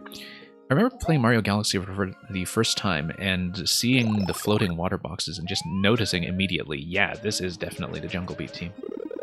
Whoops. Didn't mean to hit that accidentally. We were looking at completing the constellations, though, by looking at the shapes here. You've got the flag, you've got the bird. You've got the arrow. The arrow is just asking you to pay attention to the star, I think. And as a bit of a visual clue, we will likely time out at this checkpoint, but that's okay. And so let's figure out how we're supposed to manipulate the camera. So I can understand what it is we actually did there. Yeah, because you can see that align with the arrow. You can see this kind of align with the bird. I don't know about the flag. The flag you kind of have in this position, except maybe lower. Sort of interesting how the P-Balloon opens up the vertical axis for aligning the camera as well, so now we have the alignment puzzle along 2 dimensions.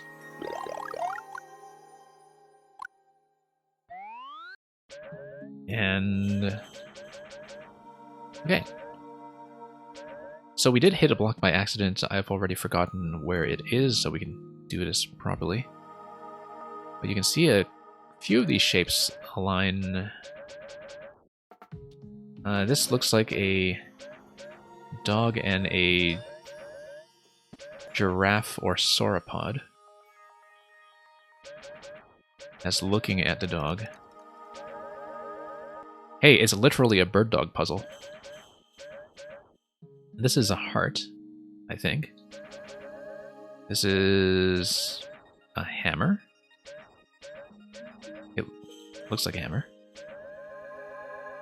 Mario, I think, would certainly identify it as a hammer. This... yeah, I can see all the points line up here along each of these straight tracks. So eventually we want to bust this open with fire. Ah, I see. No, there was a fire flower at the beginning. So what we need to do is we need to open up a pathway that would allow me to traverse all of these obstacles. And Merlin, I guess you're talking about the thing that looked like a hammer. It does kind of look like a satellite. The long neck is supposed to be a giraffe. Okay, so it's something we correctly identified. Yeah, let's go down here just to grab some 50 coins and put ourselves at risk of death. Yeah, so this is lined up just fine. It doesn't hit anything, though. I don't think. We've already taken advantage of these disconnected tracks here, though, so I think... I don't know if there's much else we need to do with the dog and giraffe here yet. But, yeah, we should just fly up and check the spot. I don't know. Avoid the spikes while we're at it. You know, possibly we actually need to align things with the spikes. I'm thinking about the spikes as obstacles for the P-Balloon, but it's possible that one of the alignment puzzles requires the spikes to overlay the stars, given their seemingly chaotic arrangement here, that we can still manipulate into something useful. Maybe. That one I don't get. Let's take a look at the spot. Yeah, no, that's just with the arrow on the left. I think this is purely a demonstration block. It just tells you arrow pointing to a star gives you vines. And you've got this whole mountain shape on the right that reinforces that. I think this is just a tutorial block, as far as I can tell. Unless there's some reason that we need to make our way across with a series of jumps that takes you all the way over, which might be the case. And yeah, this totally does look like an observatory. Let's go down here. So let's rule out the objects that we've already played with and manipulated. There might be a second... no, here's a better outline of the bird. We were thinking about the bird as just overlaying these 3 stars in the interior. We don't actually want that. We want the constellation to look like this. And then we fly up. And yeah, so you can see that the stars there match up with the bird. The stars to the right match up with the thing that is either a satellite or a hammer. Maybe it is a satellite. And yeah, good night, Paxman. Thanks for dropping by. I know you were streaming this whole set earlier, and I saw a little bit of it. Thankfully, without spoiling myself. I think maybe we do need to create a complete platforming path that goes from here to the right, which tells me that maybe I need an additional block to hit somewhere on this side. Unless low gravity is able to get me all the way over. But yeah, I need to create a path with as many of these constellations as I can. I don't think we actually used the flag so far, because we used these 2 on this screen. Let's do something with the flag then.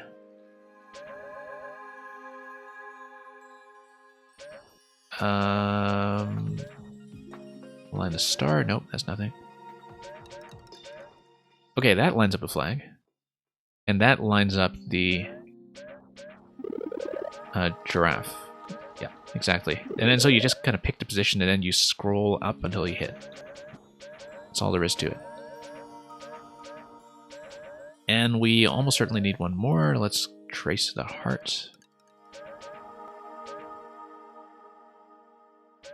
It could also be a titled house instead of an arrow. Yeah, that's... Oh, a tilted house. I was wondering, a titled house. Like a house of titled chess champions or something. No, a tilted house. Like this is a tilted heart.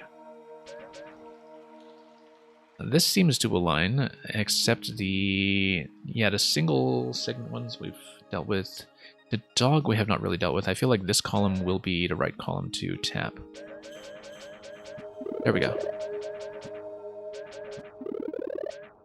And then we just create a low gravity pathway that gets me all the way up, although I feel like I'm still missing one. I feel like I do need something additional in order to make this jump here. And so we can head back down. And I think it's maybe the aperture of the observatory, in fact.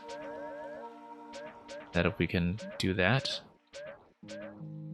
No, we could actually try to make that jump first before we jump to any conclusions.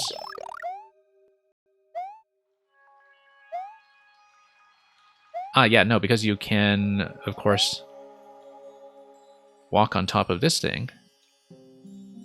This being Mario Maker. Let's not forget that. So that completes the path. And we're just going to jump to one conclusion after another. Bust this wide open.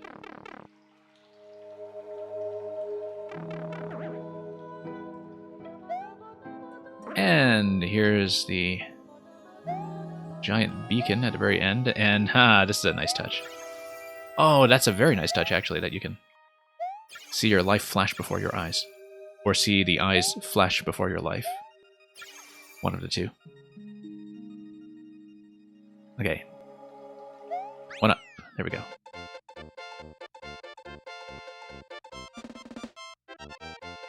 Yeah, very nice. I mean, I did discover some things by accident, but I'm glad that we were able to reverse engineer some of those and figure out what was supposed to be happening. And particularly with that reflecting pool. That was a nice touch. I don't know, from seeing other people play this, what they have been most stuck on. In terms of anything that people have particular trouble understanding. But now I'm actually free to watch other people playing this, and I've been strategically skipping this so I could discover it for myself. So thank you so much for the GGs. Very great concepts. Always nice to see some things that step outside of the sort of purely mechanical limitations of the tile set and really work with the artwork in a way that makes you think about what the objects mean. And Frank, I don't think I know anything about Plank of Ed, Ed, and Eddie, but we may have to look that up now. And Mang, you remember in a previous version, the face was part of the constellation room. Yes, Mang, before we forget, let's look at some of the comment art that we've missed so far, beginning with the RBC's level. I get confused because RBC is also called a WBC in some contexts, and the level begins with a W, so I keep thinking WBC. Let's look at RBC's comments before they get overstuffed, and let's look for the Mang art.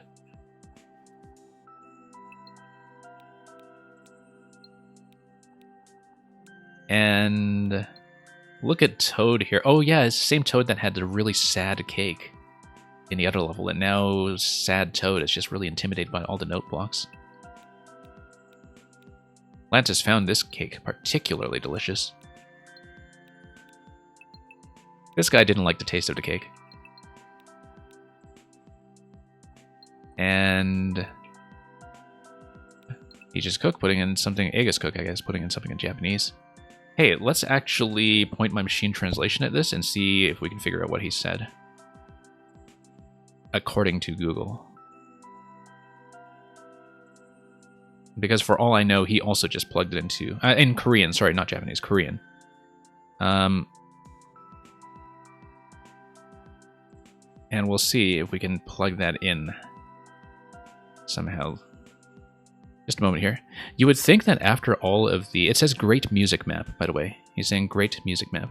Yeah, I know it's Korean. I was about to say, I've watched enough StarCraft over the past decade or so that you would think I would have picked up more Korean by now. No, I was just saying Japanese because I always scan a lot of Japanese levels with my camera. And so I just had a bit of a brain fart there. But no, I can recognize the Korean, I think it's called the Hangul alphabet that was originally devised by King Sejong.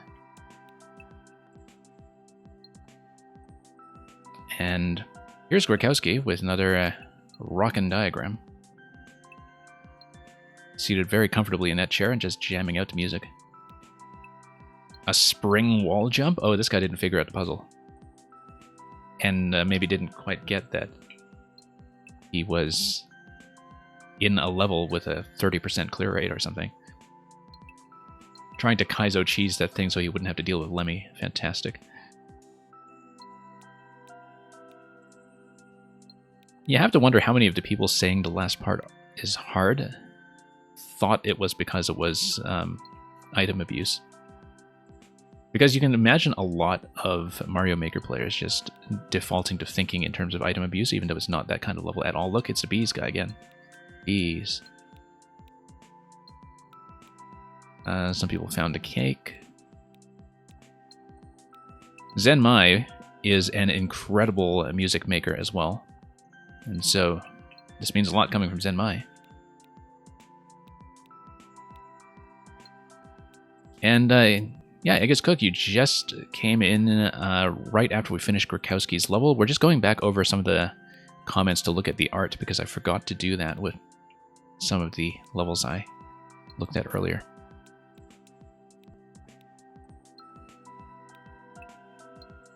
Yeah, this guy forgot to turn on its sound. I mean, if it isn't obvious enough, that is a music level. But the thing is, it's still a fairly interesting kind of lighthearted Lemmy level with or without the music. And of course, the music just makes it spectacular.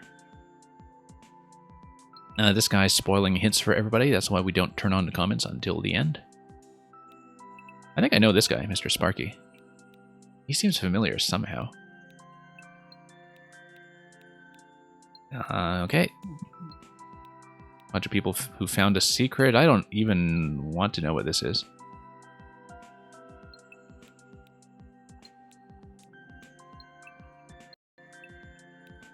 And... oh, next page. Okay. Because there are tons of comments on this, so... I'm sure Mang got in really early.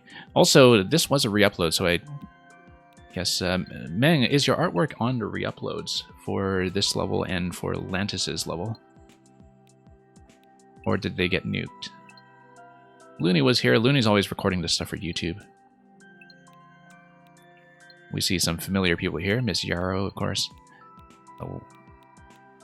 Ah, here's Mang. Okay. And we have two different things by Mang, actually. You might have to explain the reference, because I'm not exactly sure. This is obviously a really great piece of artwork, but I'm not sure. Let's get our finger off the report button. I'm not exactly sure what I'm looking at. Sailor Moon. Okay. That would explain it. Thank you for explaining that to me, because I'm totally out of touch with Sailor Moon. Apart from being acquainted with one of the voice actors on the English dub of Sailor Moon, for some particular edition of Sailor Moon, who was also a very prominent jazz singer. Let's see here. We wanted to look at the comments for Frank's level. I don't think we properly looked at that, despite looking at the cake room.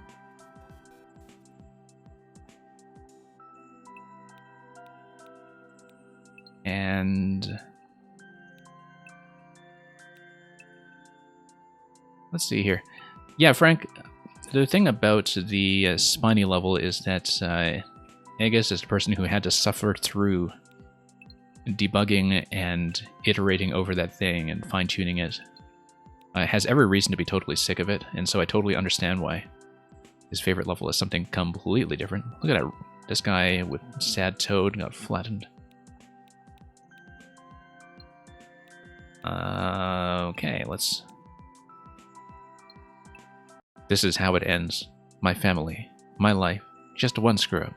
Oh, it's not that high. Somebody having some trouble with the platforms. So here's Grakowski with the checklist of shiny yet deadly policy prescriptions. Policy includes poison and sharp things, but not hard blocks. Oh, the insurance policy. Yes, that's right. The insurance policy. You're not covered against hard blocks. I get it. Yeah. That's how the 5YMM lore develops. And the shocked face really makes this complete, where it's like you've already been injured and you realize you weren't covered.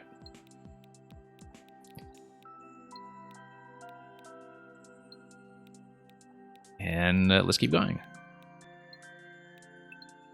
You have no idea how you synced the platforms that well with Trex, or rather, Tex.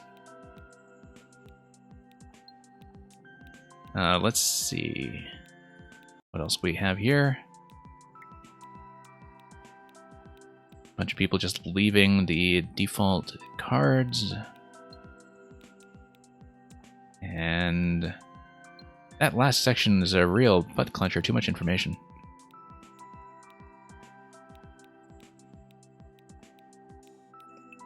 And oh, we have another page, of course, because this is an extremely popular level. We might have multiple pages. No, just 2 pages.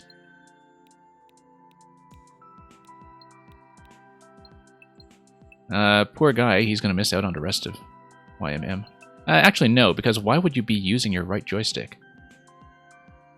Why would you even want to use your right joystick? Like, under what circumstance are you ever touching that while playing Mario Maker? Unless he just, hit himself on the head with his right Joy-Con stick to put his brain back in its case or something. Oh, this guy accidentally booed. It's okay, it's the thought that counts. And it's not like it stopped this level from reaching the top of the chart. Hey, there's our friend Natcat.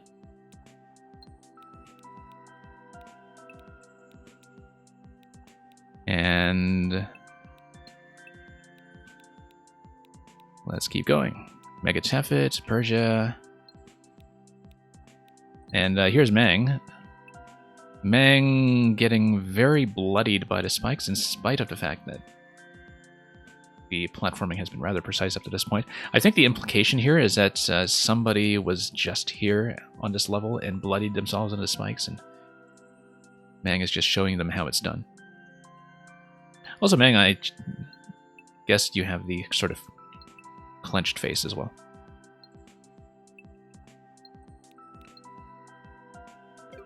Okay, we should look at the ones on Cosmic Compass, and then we'll play the next level. Sorry, it usually won't take this long. I'm just doing this as a batch job because I forgot earlier. And man, you posted context on Discord. Okay, we'll take a look at that afterwards.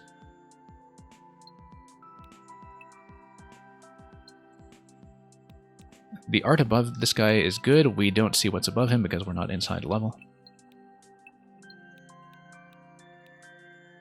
Aegis Cook is starstruck. Ah, Street Rat's going to create a little constellation over here. Very nice. I know Street Rat must have played this on stream earlier, so I guess some of you folks might have gotten a chance to watch him sketch that out as well.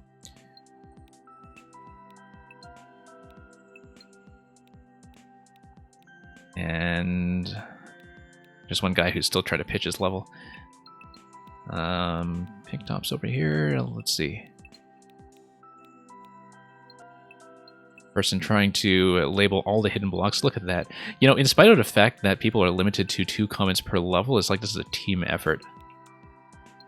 Where it's like somebody saw that somebody had normalized placing all the hints and just decided to join in and then hit the 2 comment limit and walked away disappointed. Yeah, this guy spoiling the whole thing, yeah. This guy posted the comments but clearly didn't read the comments, although I guess the other hints came later.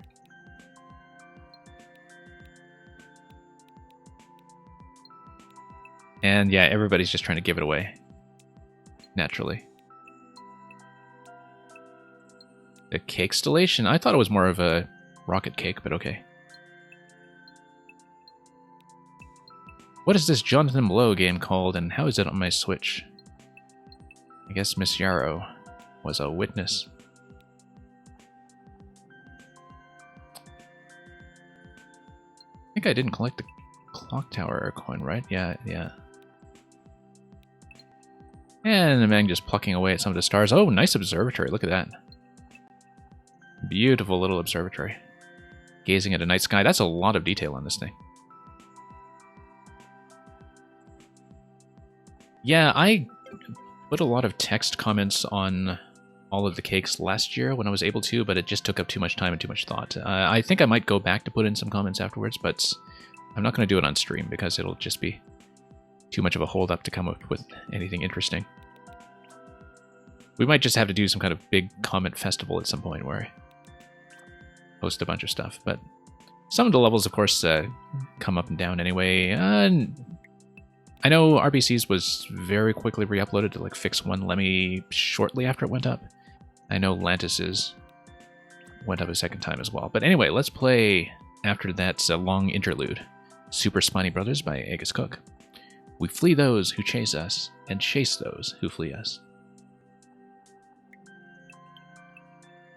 I'm also going to catch up on the chat here.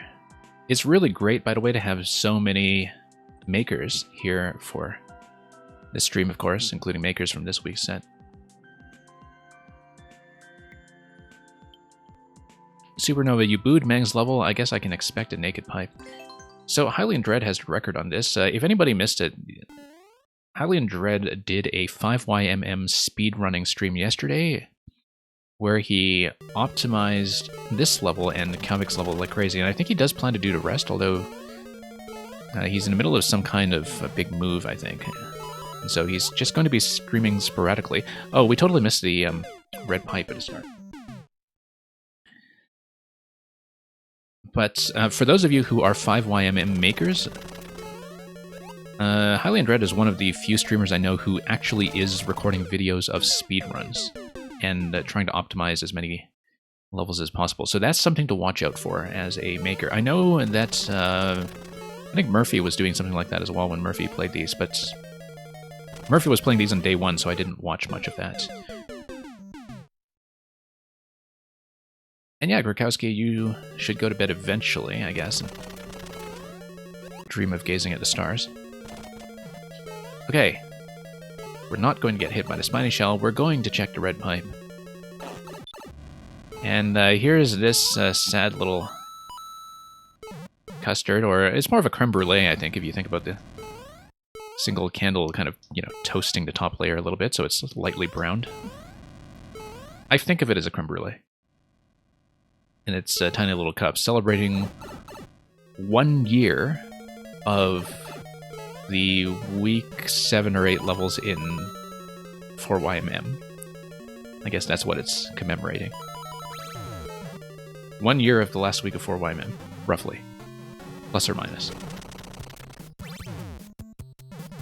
Okay. So we're going to be flanked here by the Super Spiny Brothers, and then we head through here. And once again, just kind of camouflage ourselves in between, you know, like we're part of the racing team here, and we're just giving them a bit of a pacing tool as they race each other across the level.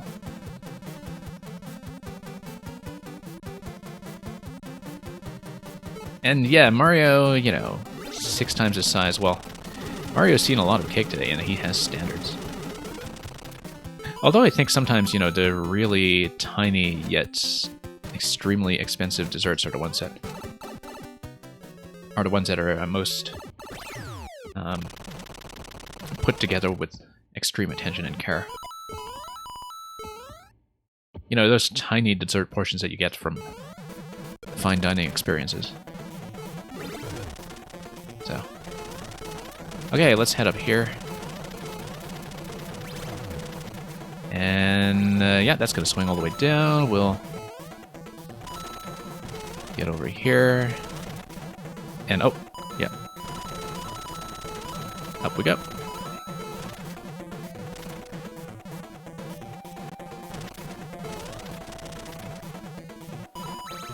And we drop in, and now we tap this guy. Yep.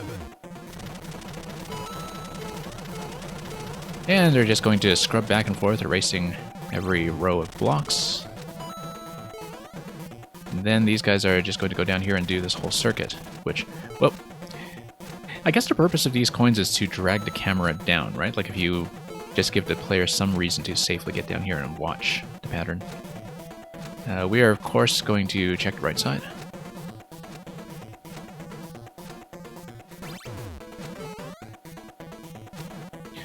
And then we're going to get sniped at the cake.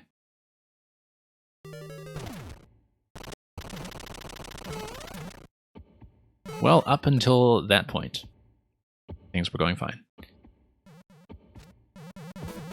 Electrodude, you struggled so much where? At the final room or just in this final section in general? Whoops. A little out of position relative to that Spiny this time.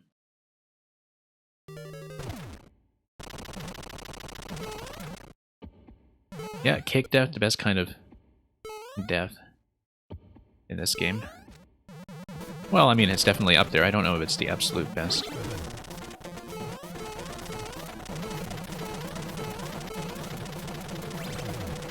Anyway, let's...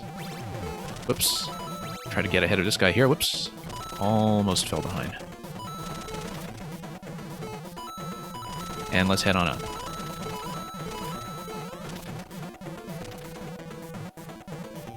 Okay, that's going to go back and forth. That's going to punch everything out. And whoops. Yeah, just pulled back a little bit too much on that jump. Supernova, you're thinking there should have been a POW around where the cake was? No, the problem with that is that it would have been within range of killing the Spinies that are on the cake, I think. And we'll discuss that aesthetically when we get back to it safely. We are, of course, going to go back to the cake room and show it off properly. You had a lot more trouble with the Maker 1 version of this level. I don't think I knew about the Maker 1 version of this concept, but I have a lot of Maker 1 I do still want to catch up on when I find my copy of Maker 1. Yeah, for those of you who haven't been around recently, we've had this thing where after being separated from it since the beginning of the pandemic, I finally recovered my Wii U, but I have not recovered my copy of Mario Maker 1, and so the quest continues. And because eventually I do want to do a Maker 1 retro stream, we're going to hopefully do some of the previous YMMs, as well as some of the puzzle levels that use Maker 1 specific mechanics, which I would have to learn all over again from scratch since it's been so long. So that's the plan, but it will probably not happen until we are done with all of 5YMM at this state. So that's something to keep in mind for later, and if we see the Maker 1 version of this, we'll take a look at that as well, assuming that Melon Rind or Gilmore isn't just joking with us. But no, I did hear somebody mention that this was similar to a particular Maker 1 concept. Whoops.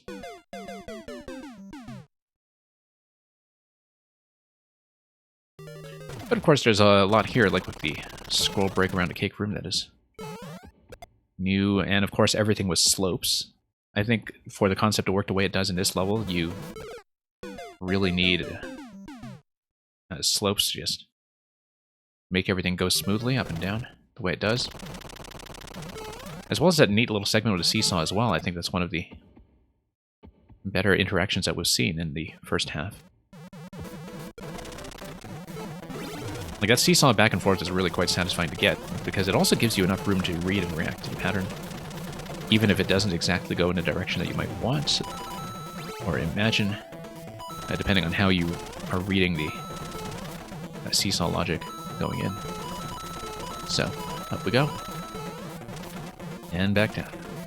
Same concept, not the same level. Yeah, no, I know it's not the same level. It couldn't be, because I know that this was, of course, very thoroughly developed and fine-tuned from scratch. And would not have been possible without on-off switches and slopes being used the way they are.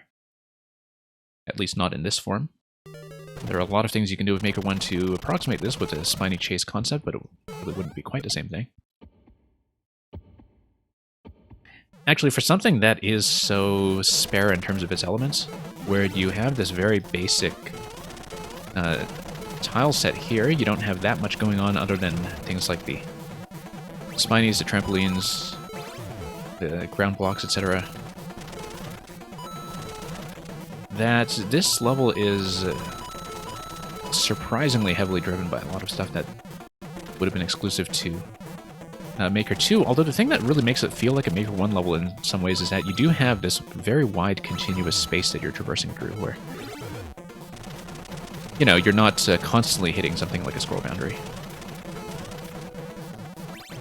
And I feel like levels like this that really kind of traverse an entire layout contiguously are relatively rare these days compared to Maker 1, when, of course, Maker 1 just worked that way. But when you go back to Maker 1, I think one of the things that you notice for sure is just how the lack of scroll stop made the level design itself feel completely different, because people were just working around that constraint. But yeah, you can see that you don't want any kind of POW interaction, a supernova, with that suggestion earlier, to kill the spinies on the cake. If you want to kind of emulate the effect that the spinies are getting into this room ahead of you and distracted by the cake and nibbling away at it. Of course, we didn't quite have that effect the first time here when I came here and died to it, because we saw both the spiny coming in and the spinies over here. But if the spinies escape to this room ahead of you before you come in, it's kind of like they've decided to stop and take a bit of a breather. Also, see this little semi-solid bit over here?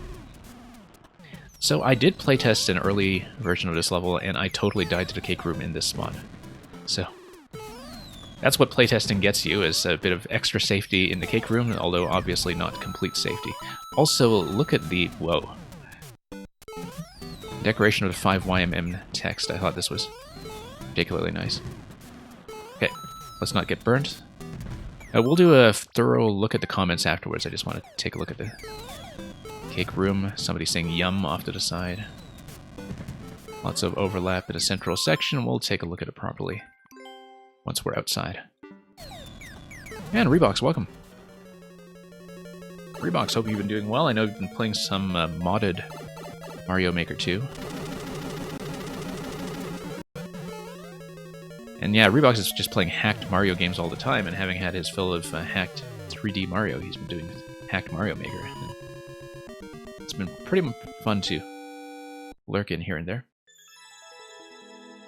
So, Supernova, you know, with the little custard joke that's at the very beginning of this level, or the creme brulee, as I was saying,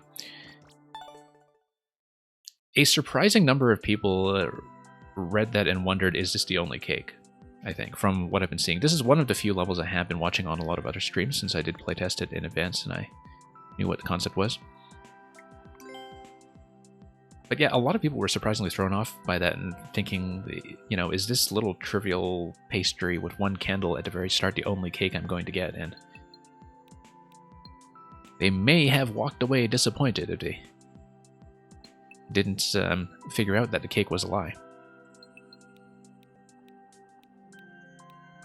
Easiest 5YMM level so far.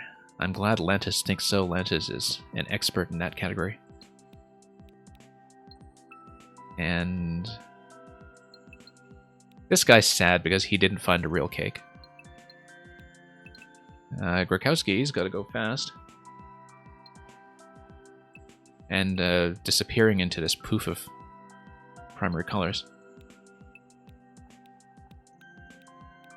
And some people found a cake, or thought they did. I wonder how many people posted cake comments in the opening cake room.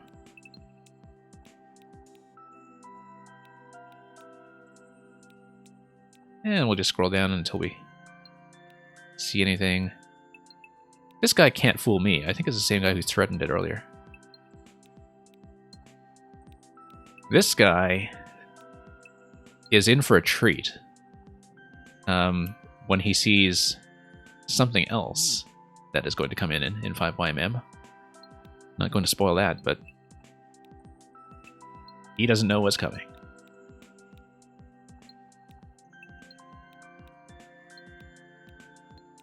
Love how the guy who thinks that things are going too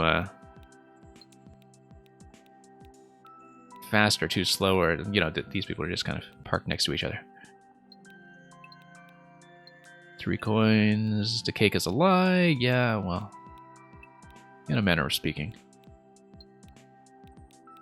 And, yep. More cake. Cake. Cake. And yeah, Electro Dude, we were very tactfully overlooking that possibly unintended error in spelling.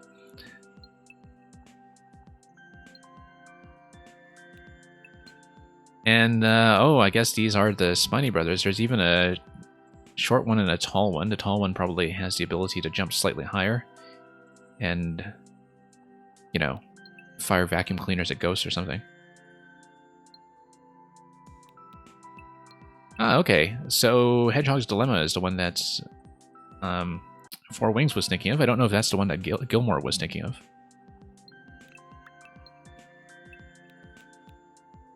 But yeah, neat little thing from Mang here, characterizing the Spinies.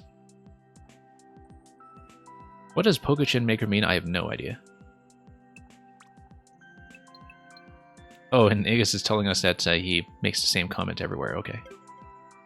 So, at least that person is consistent. Let's take a look at whatever is next. We are on to, I believe, number 6 in the series now. It's going to be Pink Top's Springbone Scaffolding, which has a really nice bit of cover art, giving the spring a rather different texture than it normally gets. Makes it look all bronzy. Passage through this construction zone. The spring bones alone can condone. Have a bit of a higher clear rate here, but Pink Tops is, you know, kind of a specialist in medium traditional with some really interesting ideas in it. So that's kind of about the tuning I would have expected from one of his levels, but we'll see.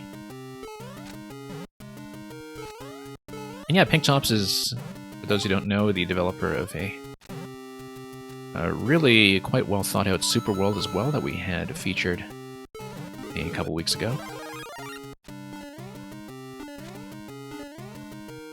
And yeah, it looks like it is going to be pink coin collection as far as everything we want to do for the optional route. So we'll just keep that in mind when we proceed here and try not to miss anything. This will obviously take you upwards. It looks like an optional path, so we'll do it. This kind of trampoline stacking, I remember, was actually one of the very first things I ever played with in Maker 1. Is this the optional route or the main route? This is just a 5YMM text. Okay, that's great. It's 5YMM. Does Frank really have about 100 levels? No wonder why I thought it was way, way behind. Because I thought I'd caught up on some Frank levels, and I saw the list of just how many I had missed, and realized that I just could not keep up with his pace. This is not reachable yet. I don't think it is reachable, actually. It is placed to throw us off a bit. So yeah, everything in this level is just based on this Bones Chomp Stump spring setup, as though all the bones are working themselves to the bone to carry these girders everywhere. These girders that are surprisingly soft and probably not sturdy enough for the kind of construction they're being put towards. Yeah, so we'll be going up top here to try to make it to the top coin. And so we see 4 coins so far before we enter the subworld. That's halfway in terms of coins. I think that's probably everything so far. This is exit only, and so we'll keep that in mind. Fire flower up here. Yeah, let's drop that. This may or may not be progressive. I kind of suspect that maybe, unless it's required, it gives you a mushroom in that spot if you are coming in without checkpoint. Oh, here's a door. Okay. So let's get in here. Oh, that resets for some reason. It resets as though the implication is... Ah, yeah, because otherwise this would be lost if you take too long, as I'm very likely to do. Oops. Taking some hits already. I really do like the way that the blasters are being used to disguise these grinder blades that are coming up and down.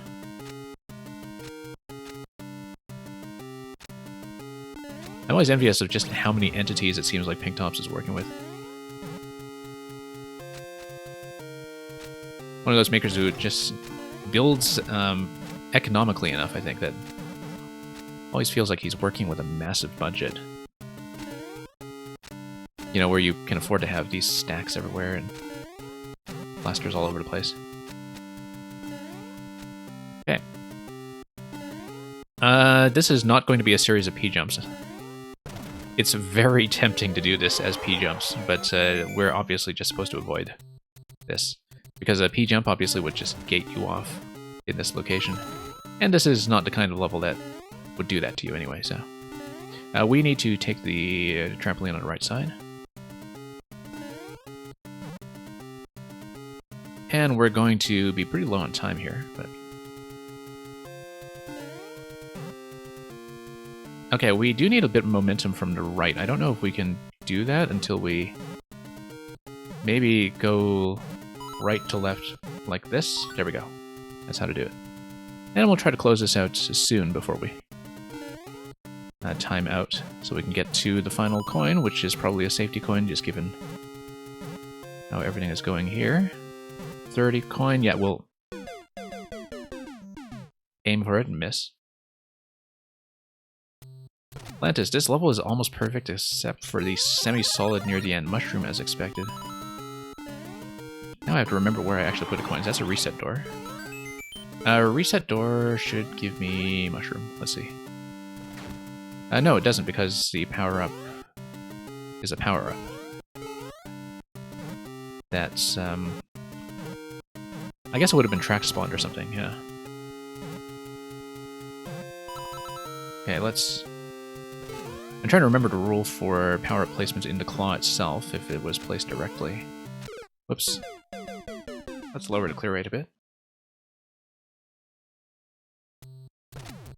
Yeah, it seems like Pinktops is somebody who is aesthetically thorough enough that having to let go of a faulty semi-solid is going to keep him up at night.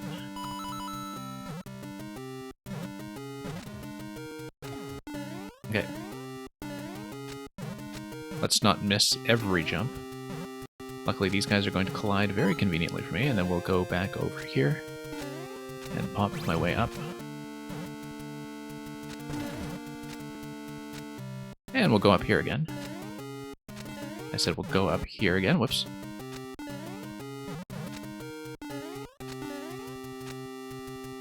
Alright, let's wait. Wait for this back-breaking labor to wind its way back to us. Unless it's just going to...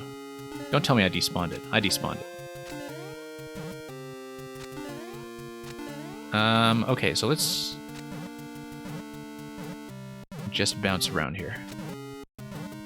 I didn't know I'd gone that far. I didn't think so. Let's make it back here. And just ride this all the way across. And back down. Let's not be tempted to P-jump everything.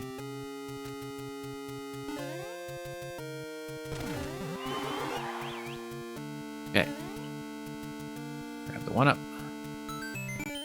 And yeah, I know that thematically, Lantis, that's what Pinktops was going for here, is that you have all of these dry bones as laborers who are carrying girders everywhere on this construction site. Except they're just faking it because the girders are actually lightweight springs that are just being used as props. So I think whoever is negotiating with the union should definitely take note of that and point it out that these workers are already kind of trying to cut some corners here, and much to the detriment of the safety of this construction site. Ah, this semi-solid, look at that. Totally looks like a potential secret hunt. It's something you're only going to notice too with the airship camera bob being at its peak. You can see how it might have been missed. But we'll make fun of Pinktops for that anyway. Okay.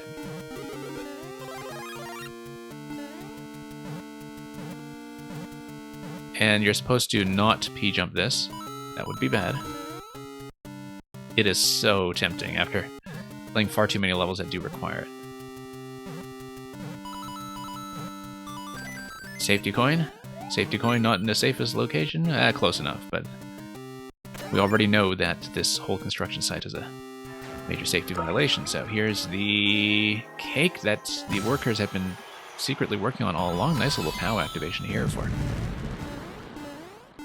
that final bit. Whoops. We'll go up. We'll check up here for any other exposed semi-solids that are yet another sign of the workers being a little bit lax. And a cake, cake, cake. Yeah, kind of a close cousin to that Gurkowski rocket cake that we saw earlier. With a different base, of course. Looks like it's more of a cherry cake, if you think about it. Or strawberry. Probably strawberry.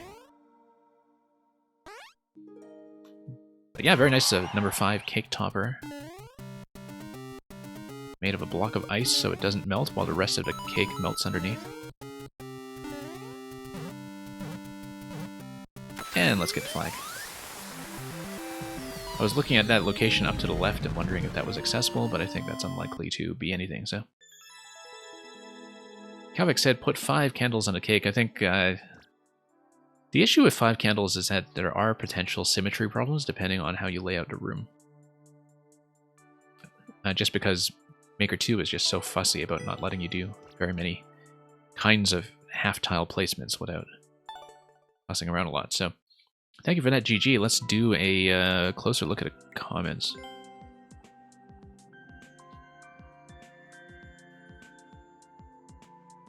Yeah, poor semi-solid. Now the workers are never going to get their due just because of that safety violation.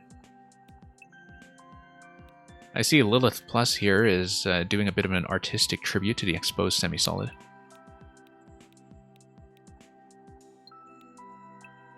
They're working us to the bone. Yes, they are.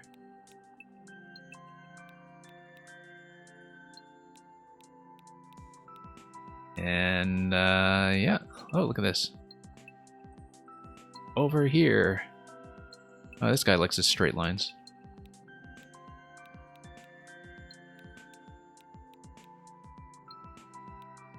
And this guy says nothing in the pipe. I wonder which pipe he was talking about.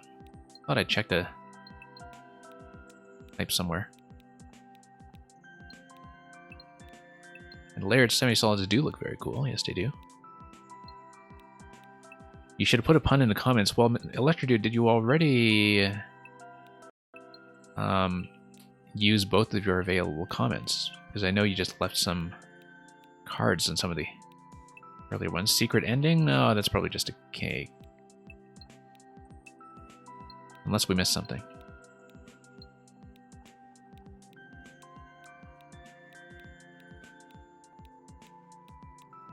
And, oh yeah, here's Meng with the construction site. Here are the Bones workers just having a little bit of a chat during the day. You know that famous photograph of these workers up on a New York skyscraper from the early 20th century? I think it's New York. Might be Chicago. No, I think it's New York, where they're all just kind of sitting on this girder together side by side. Somebody's got to do that as a bit of comment art on this level. If you know the famous photograph that I'm talking about, it's very well known, I think. I don't know if I described it very well, but you would know it if you saw it.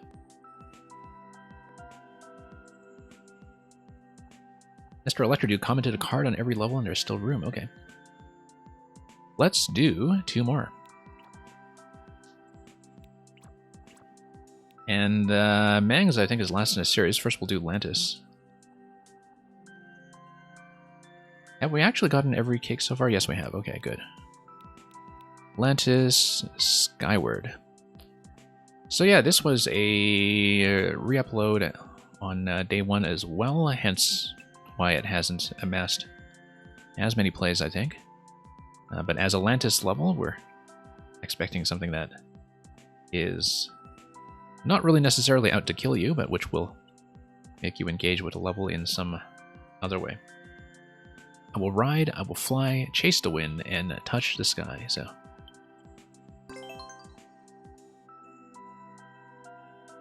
So yeah, Atlantis, always a little rough when that does have to happen, but that just means I won't break it in the same way on stream. So, well worth it in the long run. Well worth it, I think. Always a little too bad on day 1, but, you know, it's better to catch it now rather than later.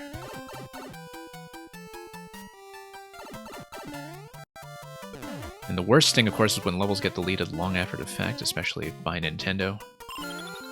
Which I think happened to 2 levels at this point from 4YMM. I feel like we were supposed to be able to get that block. And that's... Oh, no, I know what this is. So there are a couple of item interactions that change depending on your spawning location relative to that item. When you go in and out. So for example, we have the link room here, and that's going to illustrate the concept here right away. And what's going to happen is that the spiny drop location is going to be manipulated because we come in from this side. But I think there's some item logic in terms of how things hit things like sideways springs or spike balls or other things like that that are spawn dependent as well. That was not spawn dependent, that was just directionally dependent on how we were approaching the spiny, but I think you get the concept.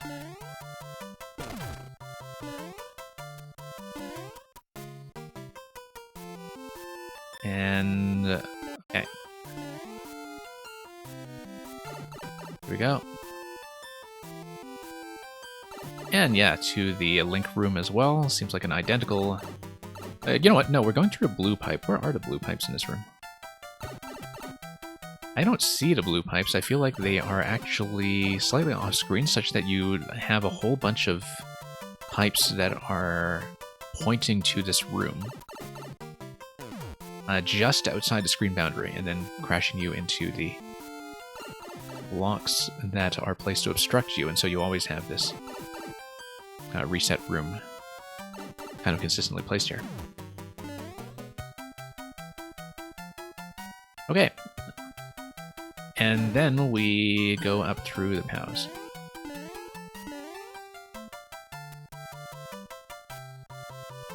Kavik's comment was on this level was, don't change anything? Yeah.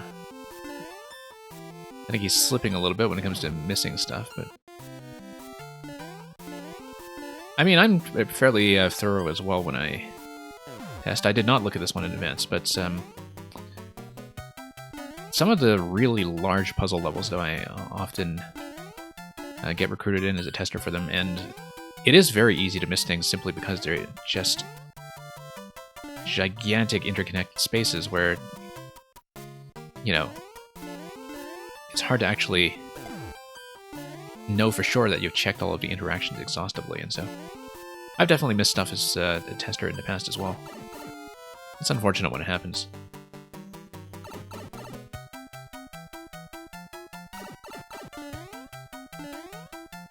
And yeah, that's just going to reveal the twister here, and then we take this up. It's going to find a new grounded position, and that's going to take me all the way up here. Interestingly enough, it looks like Dry Bone Shell will be able to kick this switch from the left side.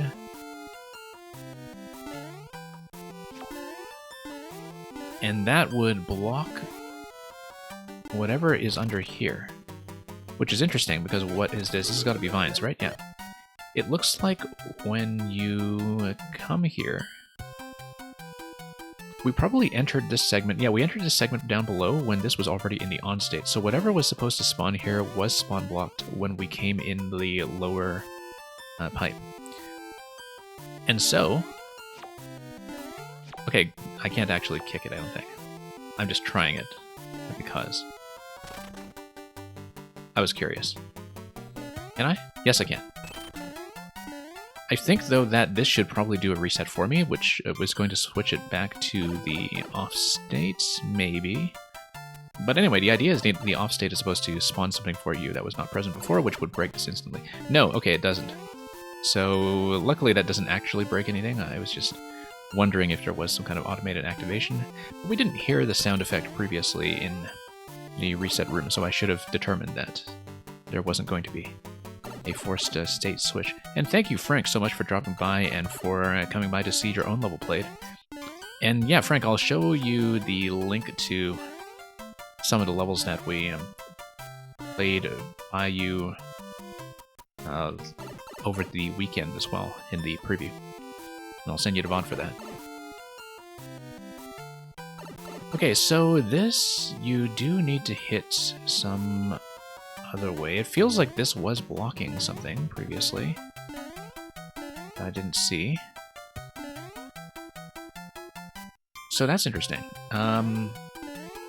Because I would have imagined that if I came back here and this was already in the off state, that you would have something spawning here that would kick. But if that's not the case, then we are looking for something else. 50 coin up here. We do not have an up throw, of course, but we can think about that for a moment. And yeah, so we can do a state switch. Let's just go back here and pay attention. If we've already taken a shell, though, then this shell does not respawn here. I'll think about this for a moment. We've already checked this, though, and that this just resets in much the same way.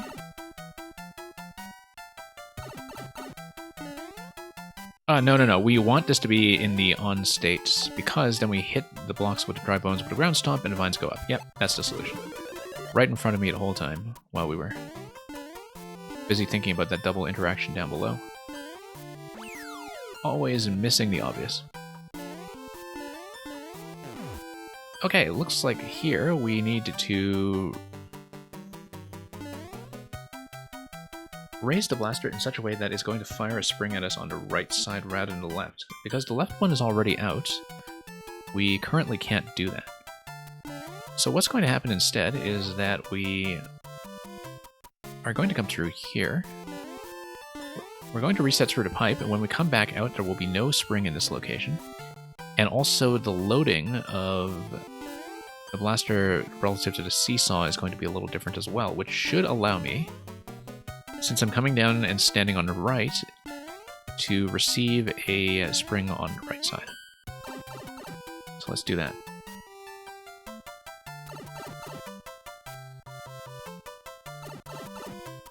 And yeah, Electrodude, to go back to what you were saying earlier about the facing mechanic, it is something that you often have to be very careful about when actually testing a level. In terms of your pipe and door entry points. Just because of minor differences in behavior that may happen. We need to raise the blaster so we can actually take it all the way across, and that's going to require me to take the donut block, raise it with a seesaw, and do the whole loop here again. Yeah, because Electrodude, I remember with my 4YMM level last year that I ran into a problem with something to do with a spike ball activation that I took a long time to debug because it was also happening under the lava. Okay, I feel like we need to raise this even higher, and that the way to do it is to drop this guy. And then, is this going to give me enough height? Yes, it is. Flop's going to come down. And, oh, we'll take the death with the clock running out anyway, okay.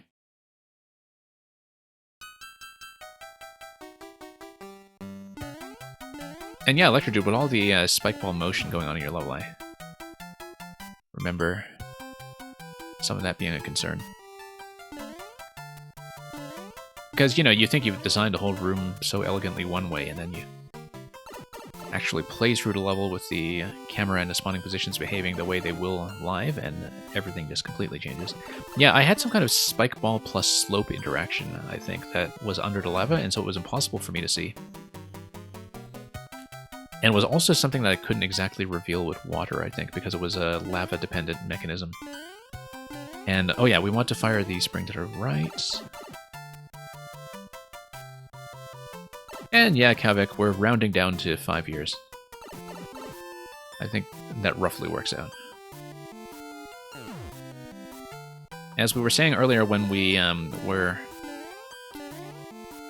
playing Aegis Cook's level and finding the single candle creme brulee at the very start, I guess we're celebrating the first anniversary and a bit of the last levels of 4YMM, so...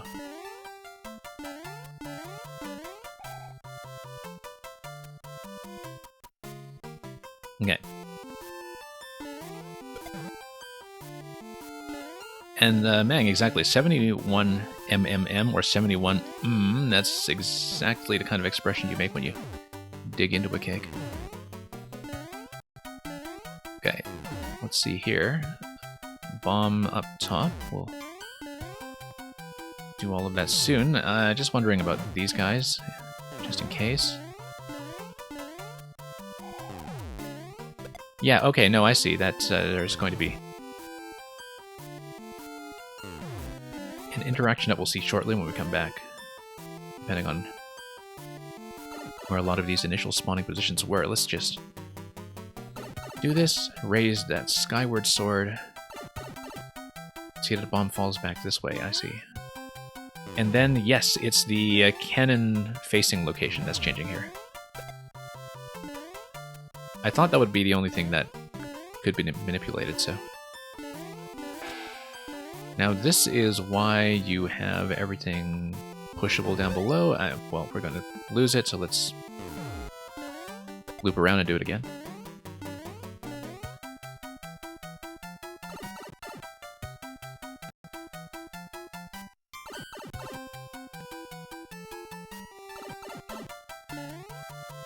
And yeah, Mang, I don't know that we've seen anything that's, strictly speaking, a cheesecake so far.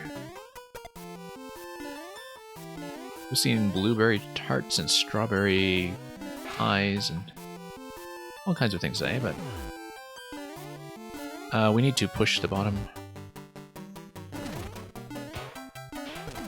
And yeah, that gets rid of the bomb. This also eventually pushes to safety in a way that will not squish me, which is important. Now we have on-off switches over here, which don't manipulate anything yet, but we'll see what that is with the next reset. I see that we're going to be stacking the blasters some way, and that we eventually want to build some kind of stacking order that will give me a tower to climb up. And in order to do that, I have to be able to traverse over to the right side, which will require me to do things in a slightly different order. So as you can see, there's this falling location here. Let's take the pipe first and then get a proper read on this before we include anything. Because I was looking at this pipe and I was thinking, okay, I'm not exactly sure what this pipe is doing. It may be the firing of something from the blasters. That's something we don't know about yet. This is the only thing we can interact with now, so let's just take it. I don't know if it's blocked or if it's going to fire anything on us. POWs, okay. That's useful. It means that we can eventually use the POW to, for example, block one location here. Such that we can jump up and drop a double stack. Now, why did we need the pipe for that? I don't know.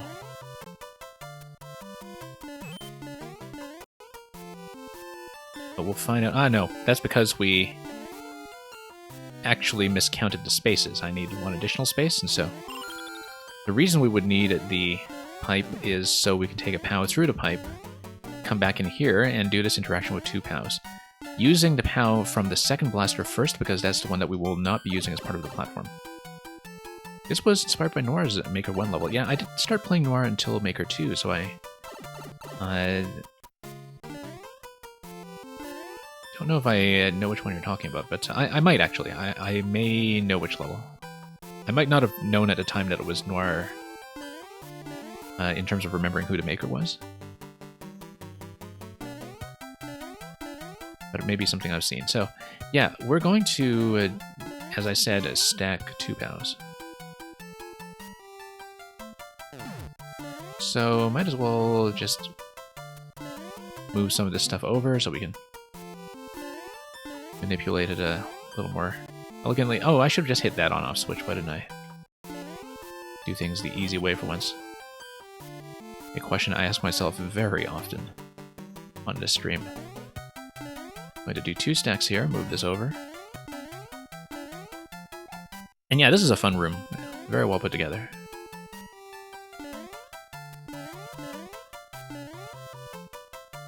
It's a nice way to finish that concept. I think it's fairly clear what the objective is, but then, of course, you don't know that a POW is going to come out, right? So there is this one element of mystery that you have to account for. Also,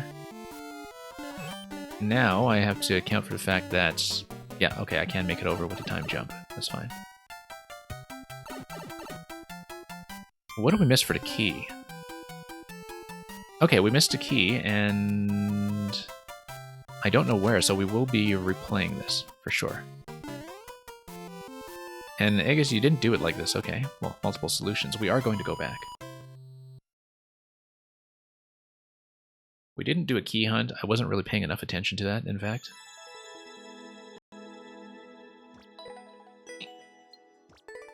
I think this is the first one that I've gone through top to bottom without noticing the key, in fact. So.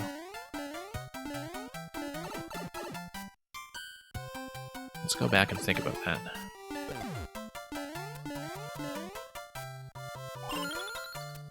And, yeah. Here we are. Thank you for the GG Electro Dude. We'll have to earn it properly. And so, yeah, I guess we'll see what else we can interact with as we go back through this and see if there's anything I didn't account for.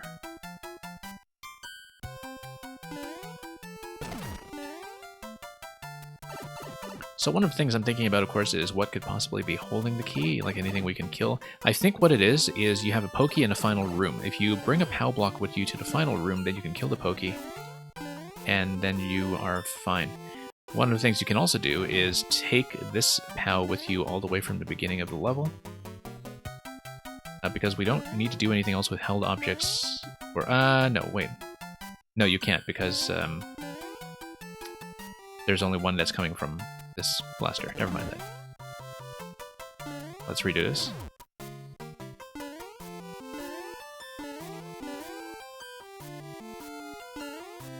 However, we drop this. I should be able to jump up and... Yeah, no, I needed a POW anyway in order to get through to Muncher, and so we can actually take an additional POW with us after we're finished with this bit here. And let's do it. And we escort a POW all the way to the end. I feel like we have an extra POW to work with for the final segment. As long as we don't lose it. That's alright, we know all about POW escorts here, the hard way. Okay, let's jump over here. Yeah, I don't think... Oh, no, it is going to be a problem, because when we arrive at the last room, we will be... No, it's not going to be a problem, because it means that we can actually do the last room faster, I think, because we'll have access to 2 POWs right away, and can get the 3rd POW after that. So I think this is actually correct. But before we do that, we'll set this down gently. And yeah, it did seem like my solution for the last part was more execution dependent than is usually the case for Atlantis' setup. So I figured that maybe there was another placement that you had to do in order to freeze the blasters in place and give them a bit of room on the left side. So you could have it in a fixed location and jump up to it from the clouds. But we didn't do that, so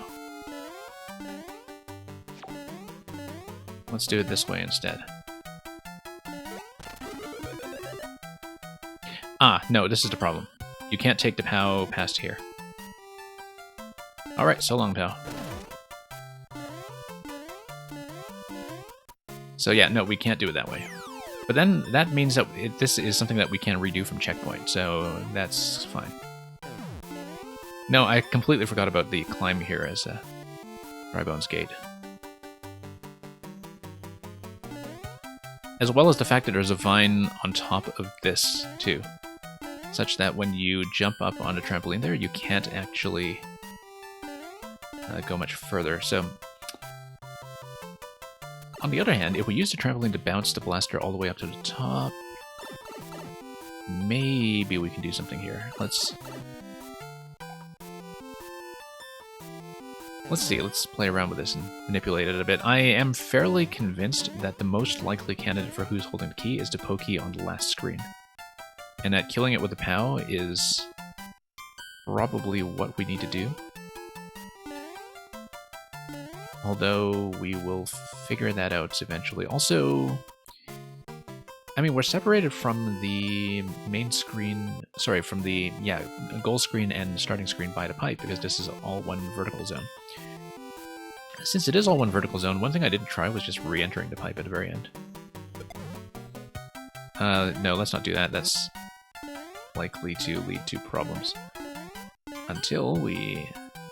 Yeah, that's supposed to be high enough, but we'll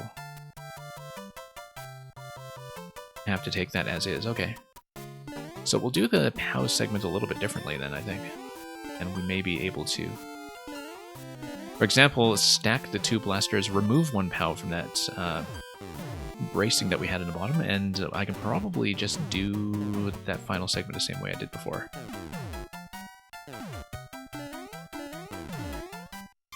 Or do something very similar.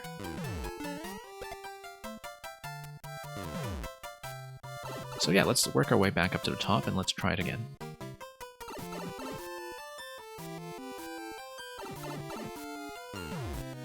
Okay. We will do this to get the Buzzy helmet.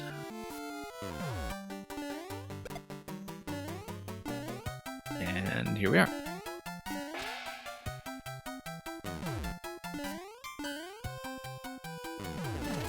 And we'll raise the Thwomp skyward. And up we go.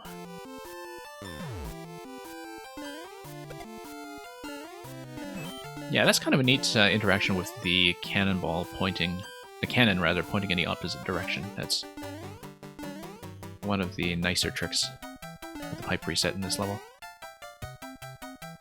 So, we can try to do it the same way. I mean,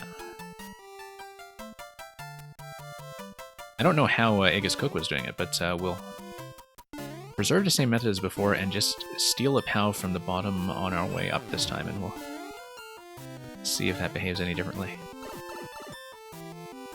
No, we don't want this POW, we want the second one. We want the one from the second blaster.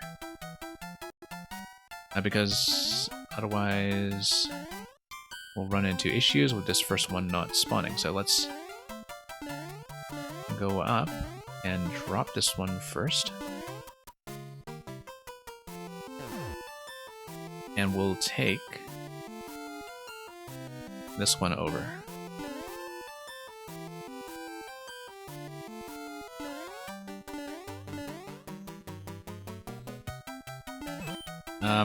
Yeah, back here.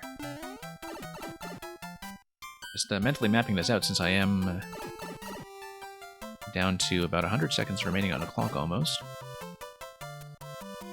So yeah, as before, we're going to brace this over here. Well, eventually.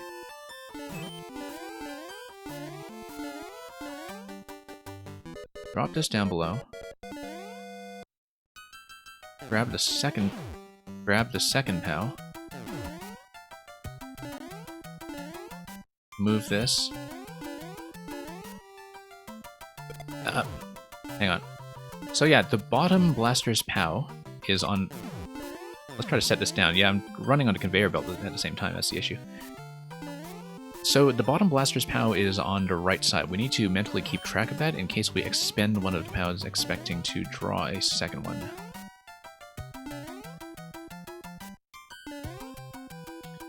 So let's say we move this and jump all the way over. And then I can take one POW with me and go up like this, and unfortunately that will unstack. Okay. So that order is not going to be it. And of course I've totally lost track of which POW I have already. Let's just toss this. And see, we may hit timeout here, but that's okay. Let's take the time to do this properly. However, this would just obstruct because, yeah, that's expected. So I think my previous method was fine, except we need a way to...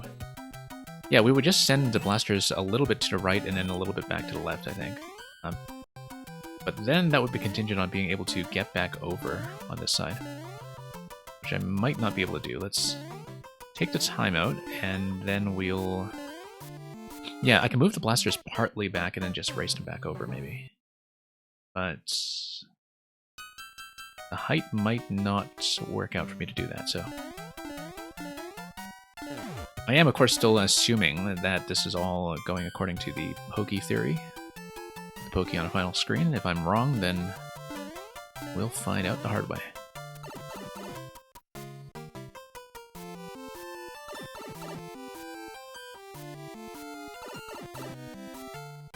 Okay. Spring comes out. And we do all this again. Yeah, probably should have gone back down for it.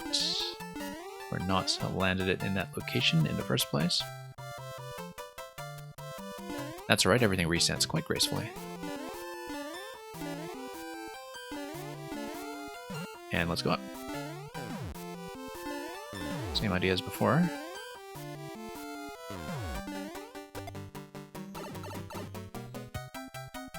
One other thing we could do... no. I'm thinking about the Shelmet, but no, you definitely do have to put on a Shelmet, and there's no way to obtain the second one, is there? Unless... we... Yeah, we don't have any more vine climbs from here, I don't think. And so what can happen is that... No, because if you wear one's Shelmet, the second one spawns on top of the semi-solid, and you wouldn't actually be able to grab it, so it's not going to be that. Whoops. Lowering the clear rate. Alright, let's go back and see if we've discovered anything new.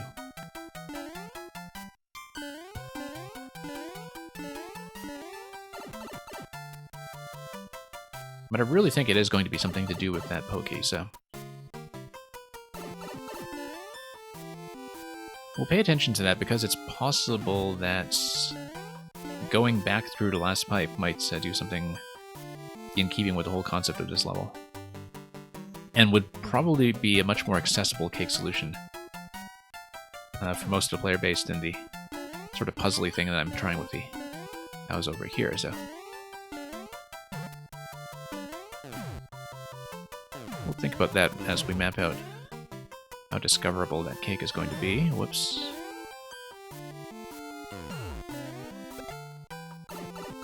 This swamp part is from Bilbo's 1YMM level.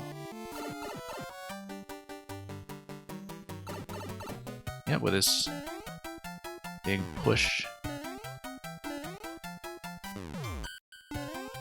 Yeah, it's very nice. I've seen the cannon direction swap in a couple of different levels by now, I think, but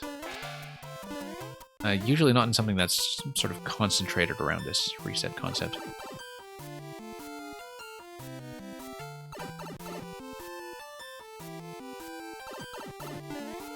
Like I said, I do want to go back to stream the older YMMs at some point in Maker 1. I did do a decent chunk of them, but not 100% of them back in the day, because I was catching up on most of them in early 2019.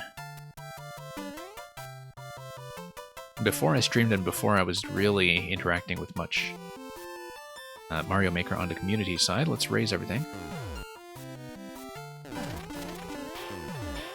But yeah, it'll be really nice to go back to Maker 1 to look at some of the makers that we're familiar with now and see how their style has developed. As well as just play with some of those Maker 1 exclusive concepts in general, since there were so many that didn't come back. Okay, same idea here. Let's do this whole sequence.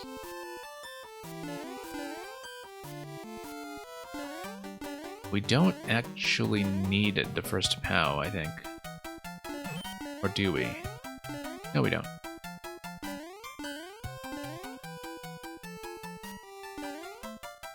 Interestingly enough, you could do a 2 POWs stack in this location and drop this guy and then do a push. That might be interesting. Because I think the Bullet Blaster would... Yeah, I mean, it would push through POW when it's on a conveyor, but it would get stopped by the top blaster. So if you did a 2 POW stack right here, and then drop the top one, then you would have a bit of a different timing to work with, but also run into issues with not being able to carry the POW forward, so... I'm also only thinking about it in this order and not the opposite order. Of, for example, dropping a POW here and being able to jump up. Dropping 2 POWs there, perhaps, and being able to jump up directly to hit this side first. Because if we hit this one first, I mean, it's going to land on Cloud, though, so it's not going to go down to the bottom track. Which POW did I get? Let's try to remember. Okay, got that POW. Let's take POW number 2, which we confusingly just traded on top, and go back down.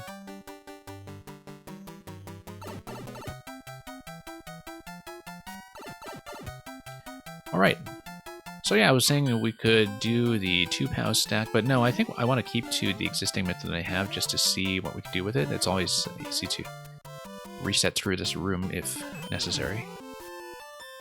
And so yeah, I'm going to drop this one first. Whoops. That was unfortunate. Let's reset. That's probably the easiest way to deal with that.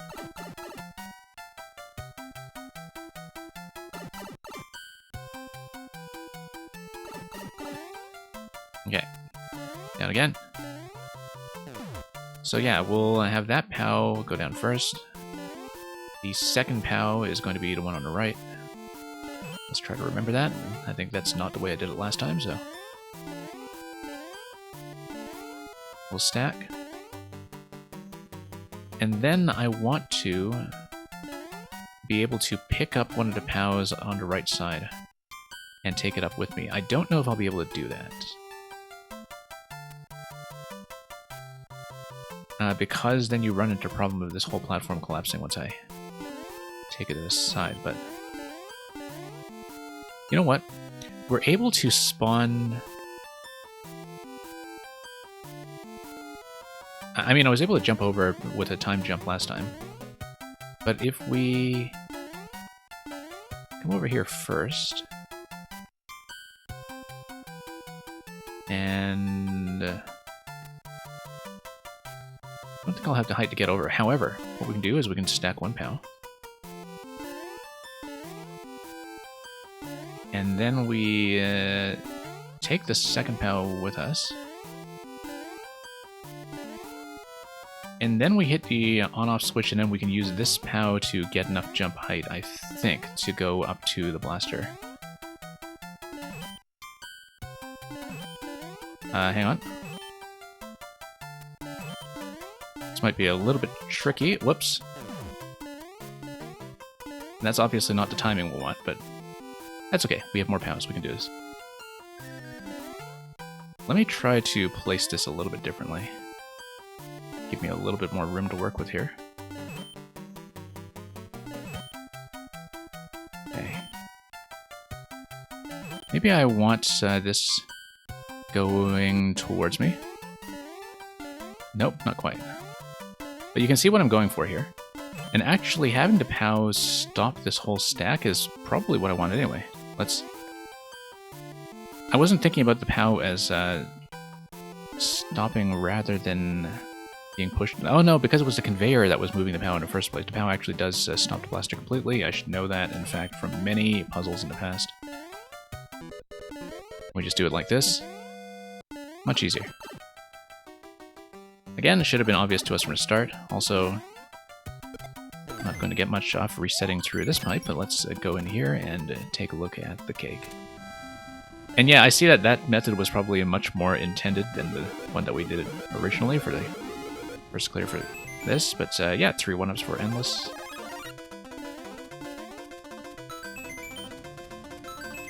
And there we go. And we're a star. Well, thank you for that, Lantis. Very interesting level.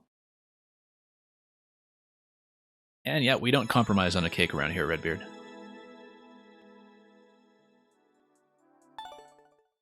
Oh, I didn't look at the comments in the cake room, but they're hard enough to see that I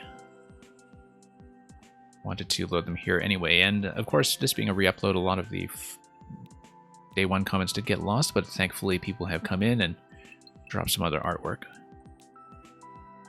It's dangerous to go alone. Take this. Yeah. Very good advice. And look at Meng coming in here with... what is this even? Oh, yeah, no, it's your shield and your sword, and I see that in keeping with classic Zelda, unlike Skyward Sword, Meng Link here is left-handed.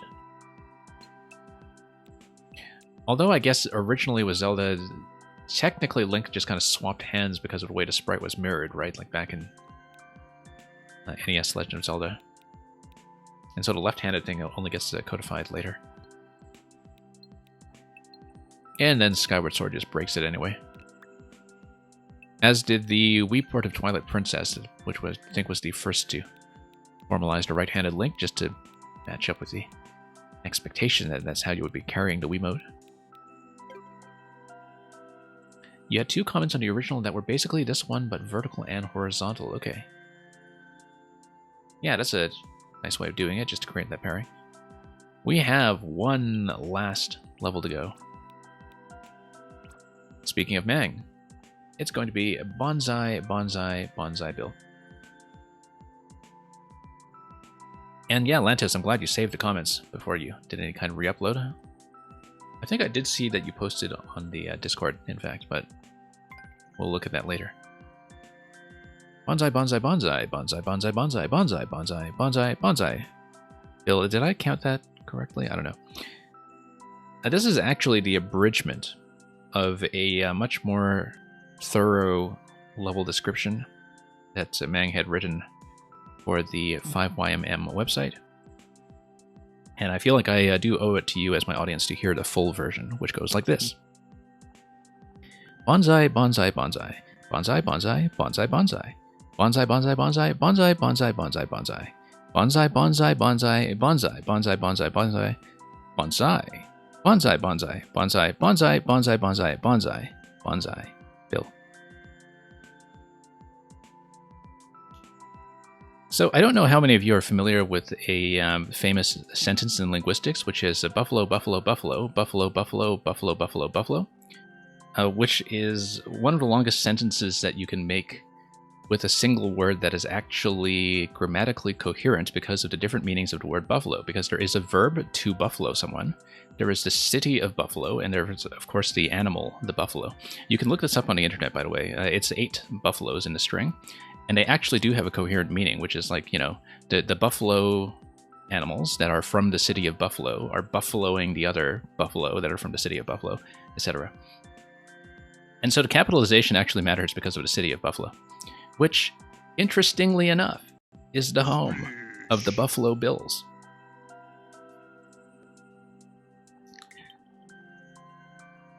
Anyway, bonsai, bonsai, bonsai Bill.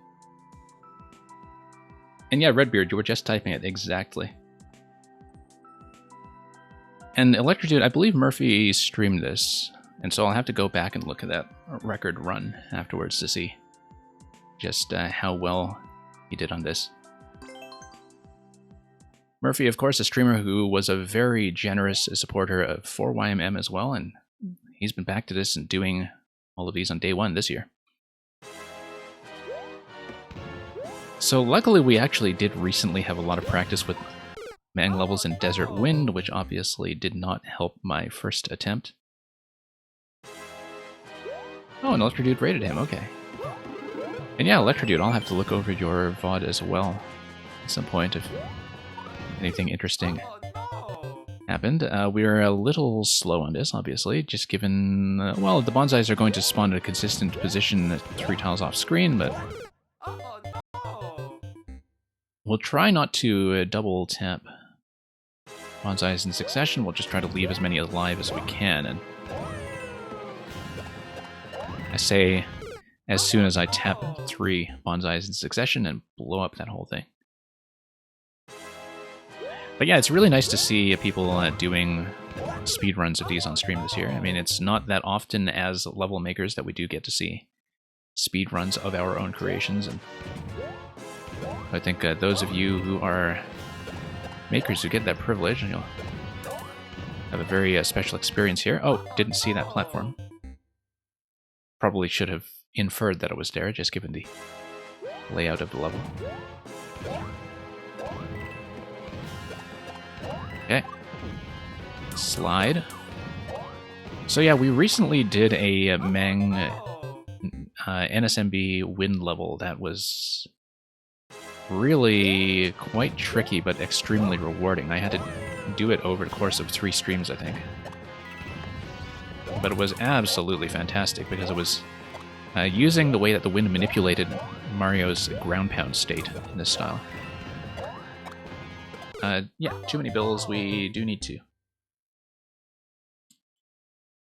spend a little bit more airtime, I think, just to keep that thing down. It's sort of interesting that this introductory zone here that you check Maybe creates problems for the spawning of the first set of bills, but that's okay. Well, no, actually everything spawns perfectly, as it would. Love how quickly you can scroll through this too. And Mang, what was that level called again? I have it written down somewhere. I think you also have a clip of it, now that I think about it. I'm pretty sure you clipped it. And if you hadn't done so, I would have gone back to do that myself. Mang puts a lot of effort into these level titles. They really do a lot to establish the aesthetic, I think. We do need to go over in order to grab coin 1, but we need to go over taking advantage, of course, of the constant wind that we get. So we just need to calculate our momentum accordingly. Yeah, pretty clear how Cake Route is going to work if it's just going to be a coin collection.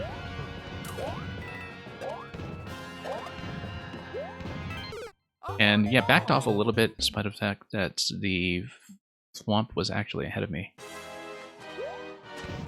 I was afraid of hitting the Thwomp, but it was not really a risk compared to just tripping over those spikes.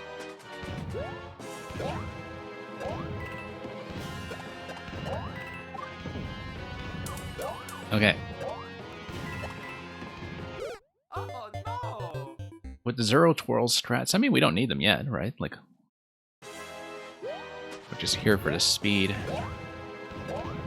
so far. Also, I mean, I didn't twirl in that location because I was pretty confident I would make it. And obviously I was wrong, but I didn't know that at the time. See? No twirl.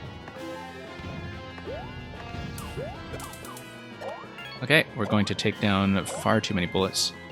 And anything down here? Nope. That's just a generous little exit location. Okay, we did need to twirl there. That was nice. Oh, the sliding state there was really neat. But I guess you needed to preserve the sliding state going forward then in order to get through the next icicles. Unless, no, the icicles are light-colored icicles that should drop at that one-way panel location. So you actually need to trigger them and then go left on that stack of bullets, that row of bullets, and kind of circle around to the left to get up to that location. I think I understand how that will go. Also, I'm looking at the background here with all these constellations that have actually been traced, and I've realized that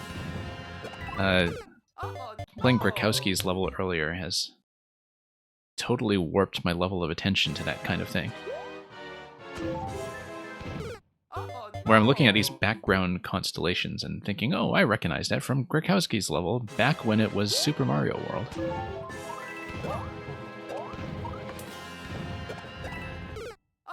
Yeah, I do need to trigger all 4, but then I need to get on top of a consistently available row of bonsais that will allow me to bounce to the left. So you could bounce on 3 or 4 going left, and that's what I need to do. I can also wall jump in that location, but I have to be very careful with that. Although there are the one-way panels there, I think the one-way panels do suggest that a wall jump is a viable strategy, as long as they don't just cut through everything.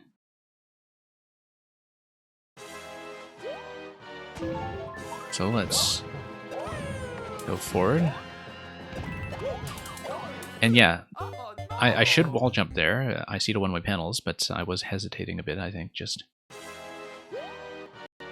from instinctively flinching against those icicles. And yeah, not enough of a bounce on that last one there.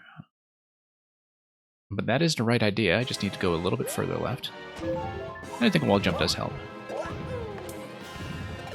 Very smooth, in fact, when you just land straight on the conveyor like that and sail forward with full momentum.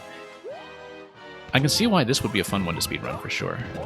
Most Meng levels fall into that category because they're built around all these momentum tricks, but really squeezing every last drop out of Mario Maker as a physics engine.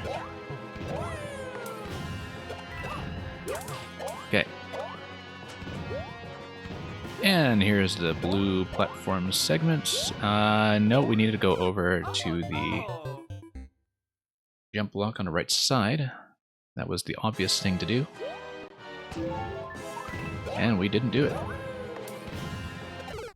And yeah, I still need to get the bounce there. I keep forgetting that I cut right through those otherwise, with the way I'm landing on them.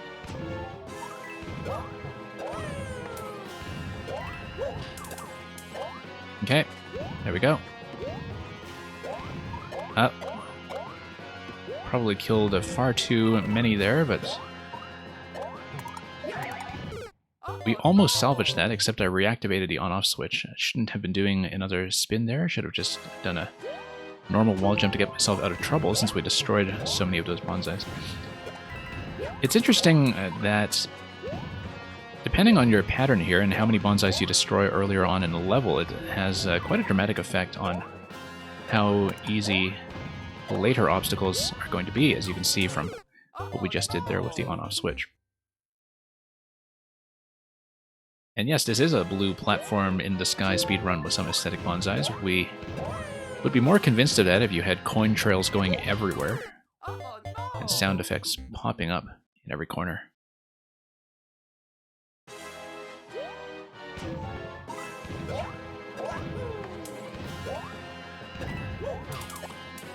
To be honest, as somebody who doesn't really ever look at Endless or the top charts, I didn't know that the kind of generic blue platform in the sky levels had become as annoying as people had said. We got a 1-up there, so that made up for the loss of life, so that's fine.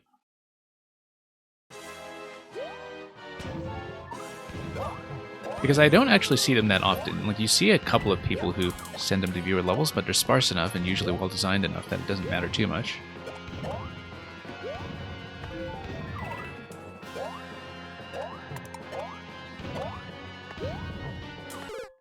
But this new idea of that I've been hearing of these blue platform in the sky levels as the thing that Little Timmy does when Little Timmy goes off to college. That's definitely news to me. But it was like that with refreshing levels as well, where I didn't know about the whole refreshing level thing until people started sending me parodies of refreshing levels that basically mocked how bad they were. Whoops. Okay, we see another coin ahead. I hope that's coin 3. We'll see if that's actually the case.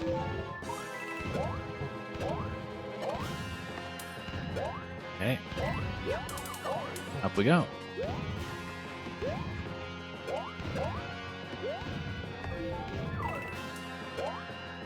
On-off switch, and onward.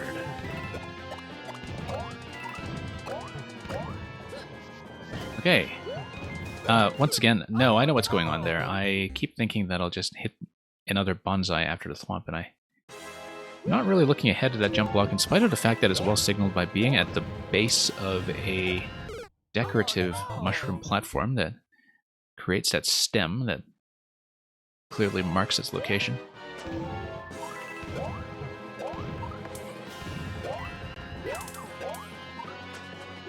And here we go.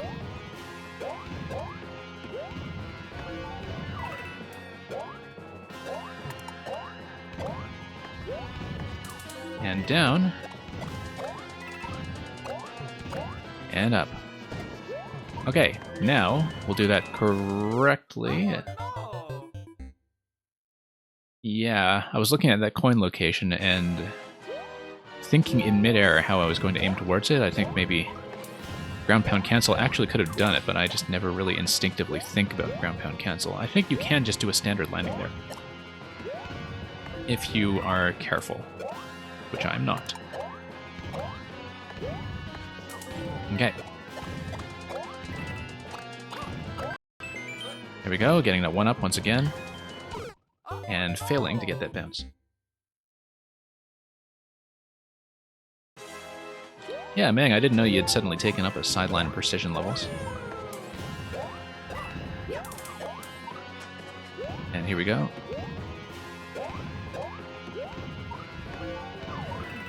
Oh no!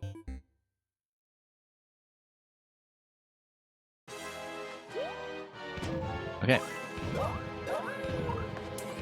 Over we go.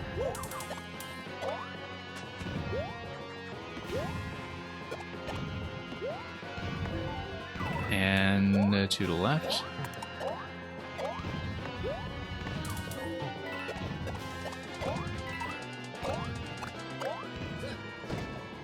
Okay, jump on this guy. Whoops. And the bonsais were not as cooperative that time. That does seem to be the only remaining coin, though. With the coins broken up across checkpoints, I think maybe safety coin will be the last thing. Let's not kill that many bullets.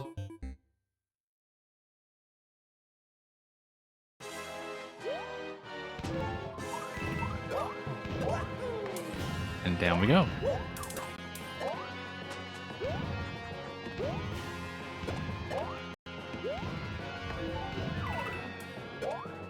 Okay, on switch over here.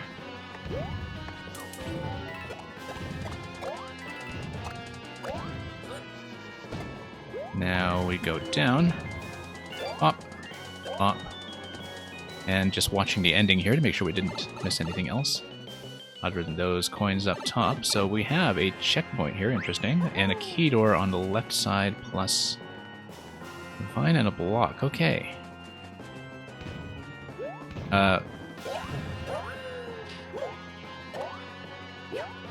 Interesting. I think we needed to do that. We'll play a little bit of catch up here. I did need the icicle to hit.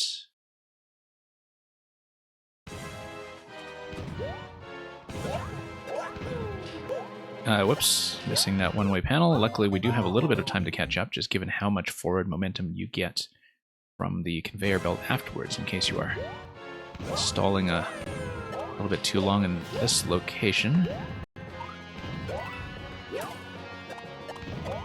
Oh, whoops. I was looking at that ceiling there and thinking, semi-solid, and I realized at the last moment I read that completely wrong. Of course it isn't. It's just a little decorative trick to fool us here and there. Okay, this is going to be trouble. Oh no! Yep, got a little bit logjam there because of the way I activated the icicle, but that's easy to fix. Oh no!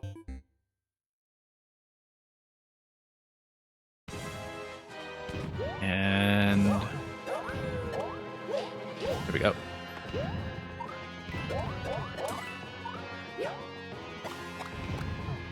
Yeah, we killed way too many bullets there. I feel like I'll need them later on. Also, I wonder if that key door here, it looks more like an exit than an entrance, doesn't it? But we'll see, just because of the way that that's wrapped around to the other side.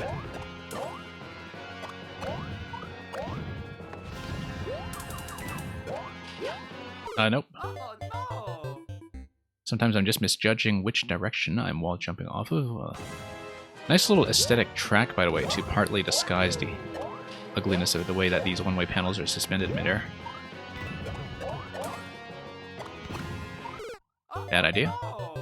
Let's hit the wall in order to activate the icicle and then spend a little bit more time in the air.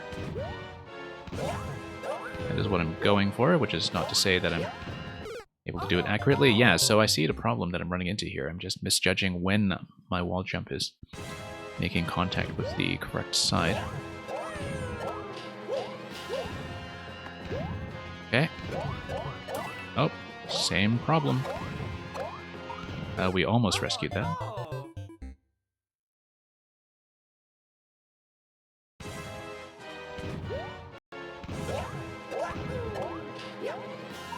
Well, it takes a true artist like Meng to see the beauty of the one-ways and convey that to the rest of us. Whoops. Yeah, no. I just need to repeat that jump, I think, and not worry so much about which direction I'm crashing against. Yeah, no, I see what's happening, is that I'm just pulling back to the left too aggressively at the end of the wall jump. Because I'm not expecting to be out of there yet. That's okay, we'll fix that. That's something we've done so often in the past that it's not really as much of a problem as I'm making it out to be.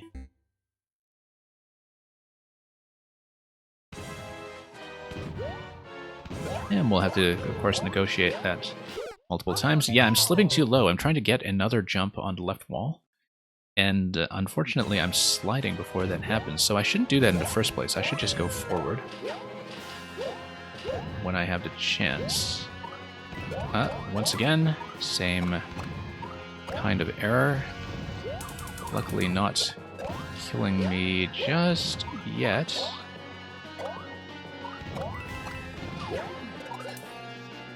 Okay.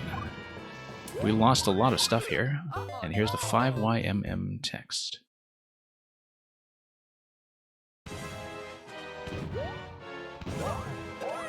Okay, up we go.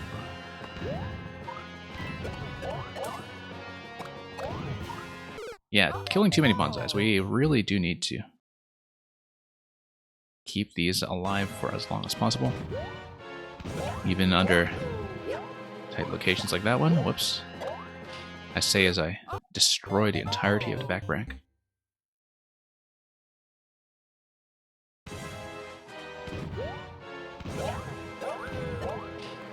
Oops. Oh no!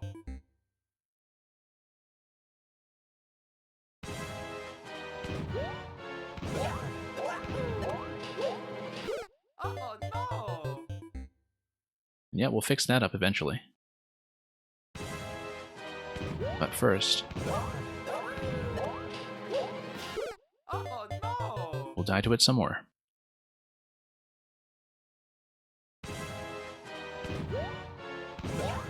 Yeah, I think this has probably killed me at this point more than any other single element in this level.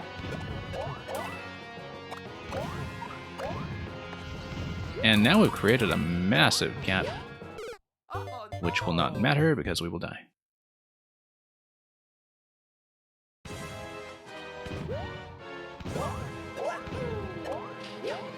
There we go, much cleaner.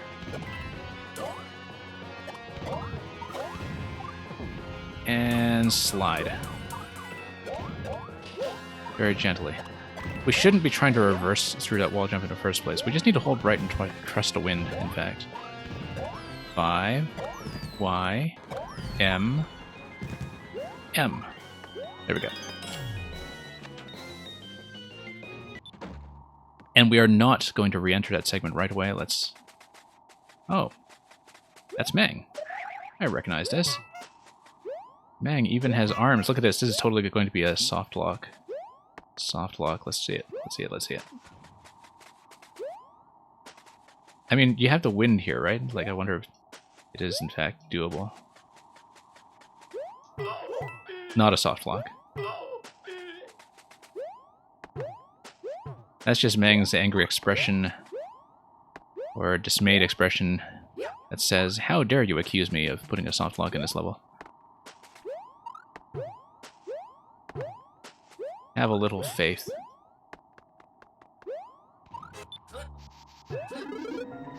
Okay, so we have a mushroom. Now we have probably a mushroom that we need to survive in through the other segment. Unless, of course, we can run... Uh-oh. Don't tell me I actually am locked. Hang on, let's try to squeeze out here with the wind. No, I assume that was found through testing. That's too obvious a thing. And yeah, no, ground tiles here, obviously. Even if we have this half-tile build, we are not really going to go anywhere. So I think we actually play through a bit more of this level. And, oh no, we go to the end. And see what we can actually manipulate using the mushroom. There's one bonsai that spawns here. When you enter the zone, you're going to get one spawn. Interesting. I think we're going to go backwards and not hit the flag.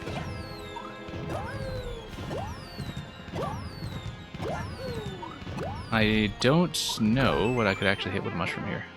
Oh, interesting. Damage boost. Oh no! Yeah, I didn't even look at that pipe on the way over. Despite the fact that we cleared out enough bonsais that it was probably visible on screen. I don't really know because I wasn't paying attention to that row. Oh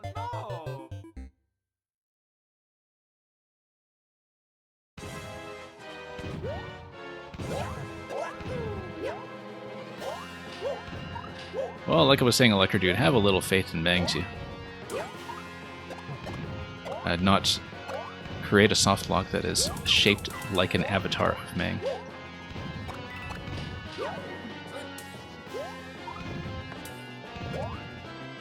That would be poetic, but also perhaps a little unkind. Oh no! Yeah, just pulling back a little bit there so I don't hit the flag. We'll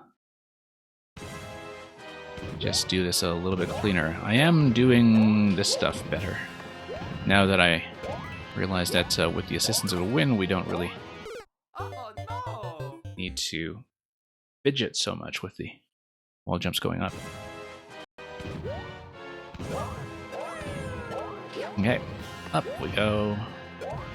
Oh no! Not quite.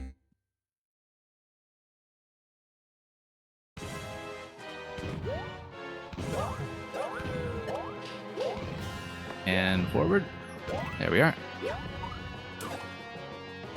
No, I misjudged that. No! Yeah, I do like how the sheer amount of flexibility that you get with, you know, which bonsais you're killing and which ones you're leaving alive does create a lot of really interesting momentary strategic situations in terms of when to go forward and when you know that it's not safe.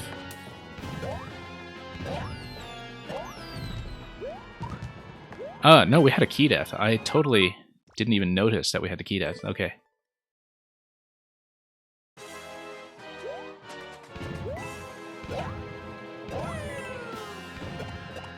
I wasn't even thinking about key death, in fact.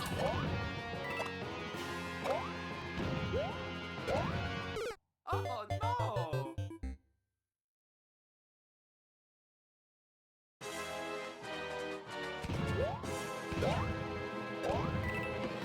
I don't know how many times you've seen that key death on stream already, but here's another one for your collection, if so.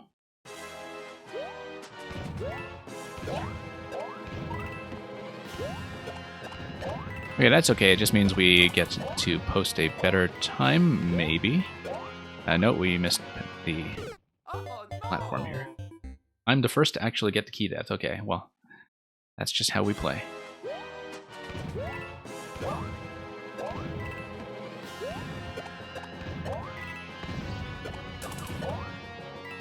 I have to remember that I do, in fact, need to obtain the coins all over again, which, I mean, they were pretty easy to hit. Okay. Oh no! I spoke too soon, but they were at 1 point pretty easy to hit.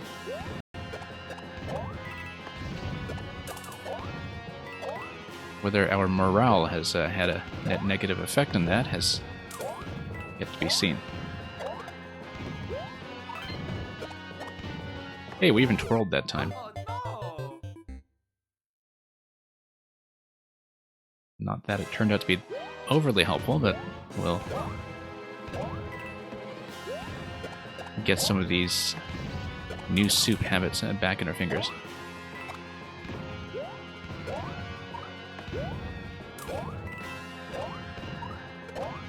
And over we go.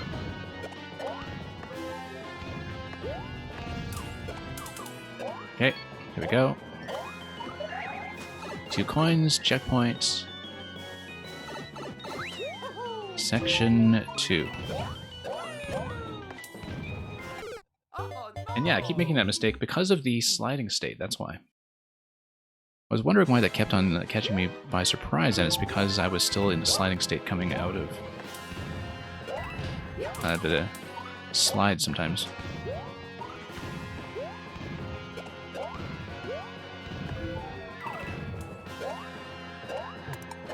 Okay, forward we go.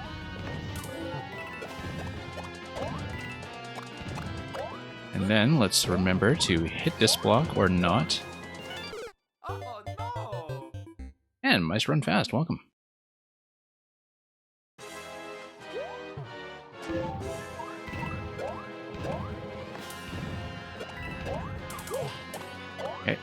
Forward.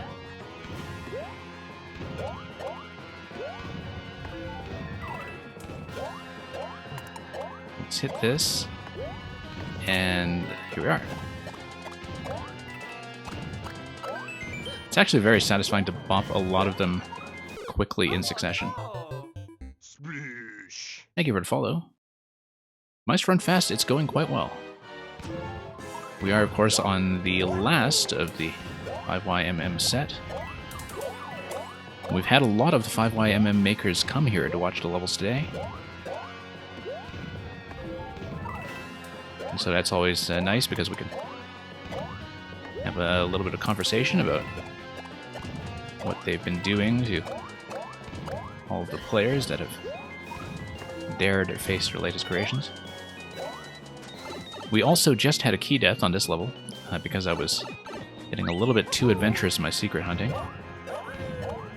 Well, not adventurous, just careless, really.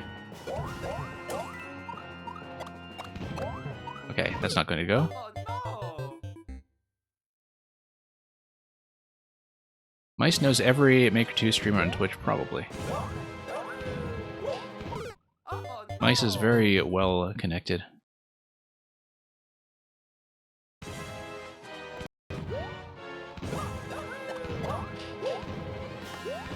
I don't know, new streamers come up all the time, though. As a lot of you know, shortly after 4YMM last year, I did have to be on break for a few months. And was completely away from Twitch for a while, and it's been interesting to see how many new people have come up in the meantime and actually built up really vibrant communities. Some of whom will be as streamers participating in YMM for the first time.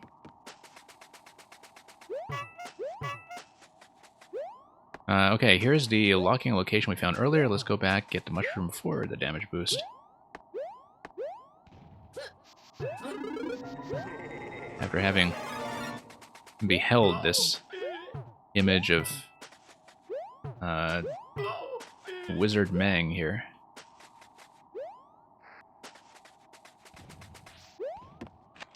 Tremble before her worse, you mighty.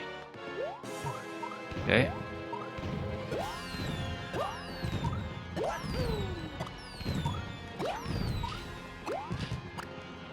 Okay, we need to fight against the wind a little bit, and here we are.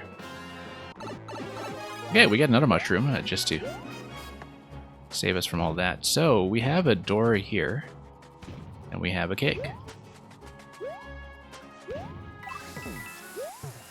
I wonder if we will eventually push against the wind and take something back to this door, or if it's just something aesthetic, but...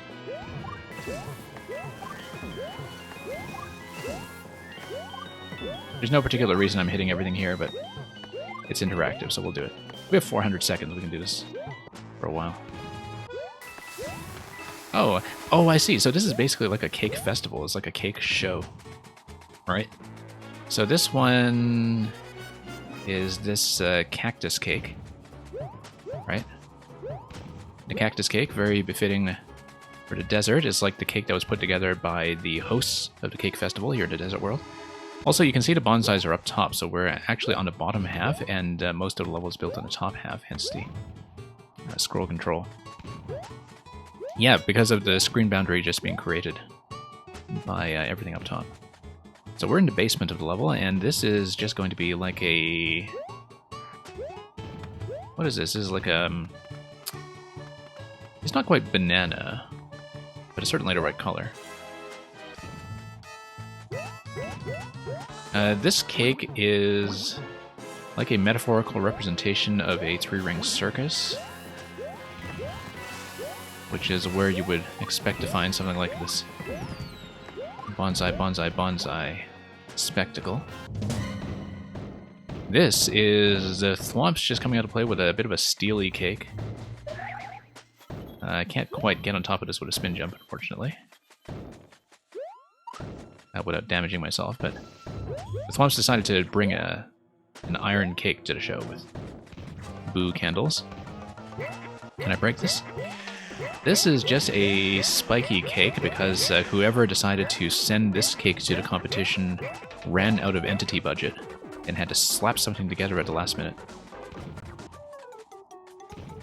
I love how there's a different piece of music that's associated with each of these cakes as well. This is kind of nice. This... And yeah, Mice Run Fast. You should definitely play all of them as they come in. I mean, at your own pace, of course. And Mice Run Fast, for somebody who knows a lot of the streamers on Twitch, I mean, if you're hanging around here, you'll be acquainted with a lot of the other YMM creators pretty quickly, because a lot of them do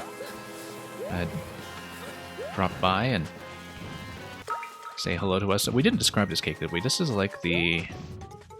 It's like a bush cake. It's a bush. It's a globally loaded bush. This is an exercise in minimalism. I think it actually works out pretty well with the peaceful music. It might even work better with silence, in fact. As a demonstration of the minimalist aesthetic. Oh, look at this. Little sparks.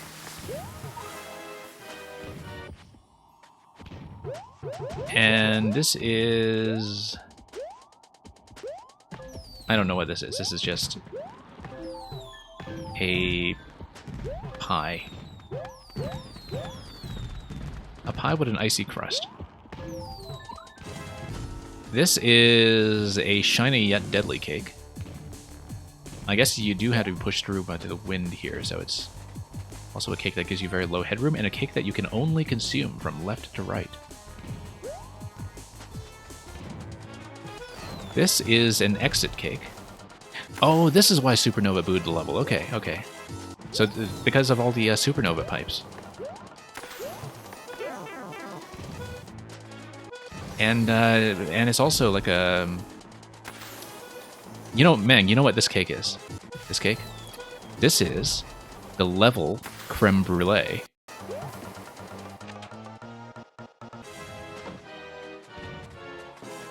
And we get pushed back here. Okay. That's enough of the cake exhibition. Let's exit. And now we need to make our way back.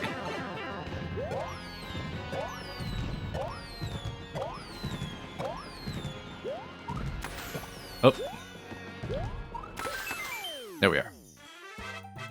Oh yeah, Mario time. We will, of course, have to look at the comments for this one. Oh, I should have looked at the comments in the cake hall in case people commented on the different cakes. Okay, fine. We may have to do that some other time. I should have turned on comments in that room, actually. I really wish I had the presence of mind to do so. Because then you can see everything arranged in a space that is actually wide enough to hold comments for a change. Here's the maker comment. I don't know where this was placed. Man, you know, that opening area where you just have this opening at the very beginning of a level, is that a comment card location? Is that what it's meant to be? Because I can't think of what else that would be for at the very start of the level. Lantis counted 345 bonsai bills. I'm glad you counted because I'm not doing it. That also totally violates most senses of the part limit in this game, but that's okay. I'm sure that actually if you go back and forth through the various rooms, that it will eventually add up to 345 if you count the ones that are loaded twice as two separate bonsais that have gone through entirely independent existences. Build your own cake. Wow, what a tall tower. Oh, I see, because he's just totally disoriented at this point. Bonsai, bonsai, bonsai, bonsai, bonsai, bonsai, bonsai, bonsai, bonsai, bonsai, bang.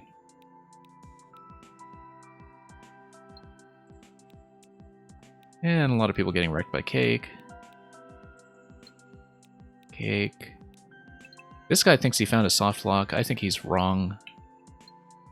Given that it comes right after bonus room, I think I know exactly which location he checked, and we determined that it was not a soft lock.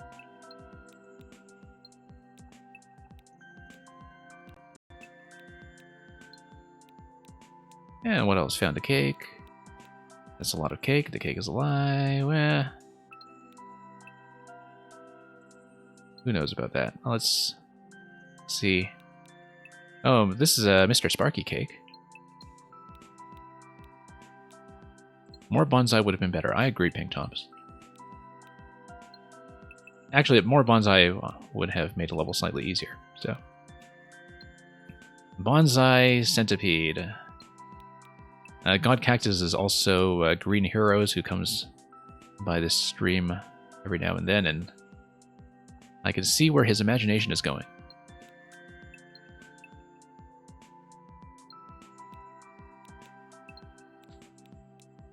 Bonsai, bonsai, bonsai, bonsai, bonsai, bonsai. So there is something at the start. Let's just dip in very quickly. I'm not going to run the whole thing, much as I would like to see the cake haul at the end.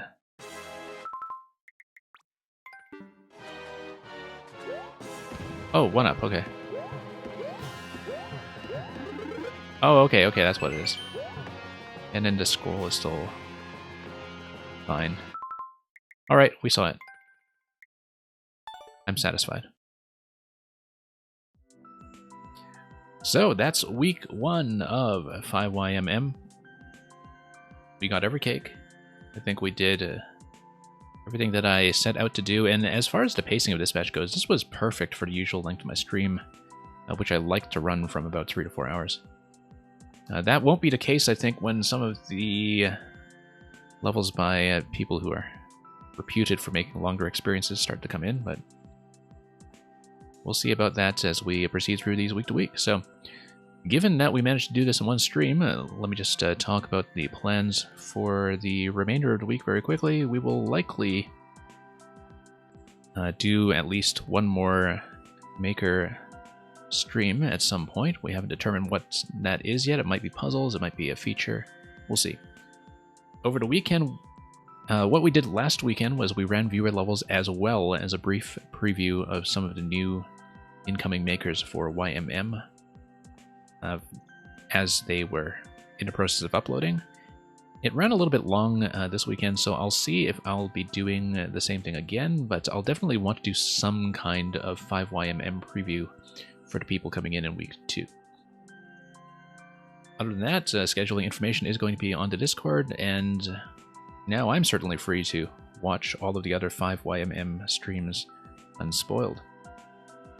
So do enjoy a lot of the streaming activity around these levels that's going on all week, and we'll see where to go next. I'm going to scout around for a raid. We'll prioritize anybody who is running 5YMM, but if nobody else is on with it at this point, we'll go somewhere else. So, with that said, thank you so much for joining me today. Thanks for watching. Thanks especially to all of the makers who contributed this week and also came by to grace us with their presence in the chat. Very good to have you here.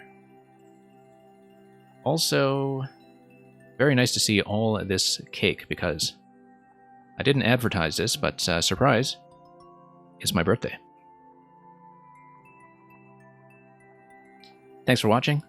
Thanks for the cake. Thanks for the company, as always. And we'll see you wherever we're heading next. Ready?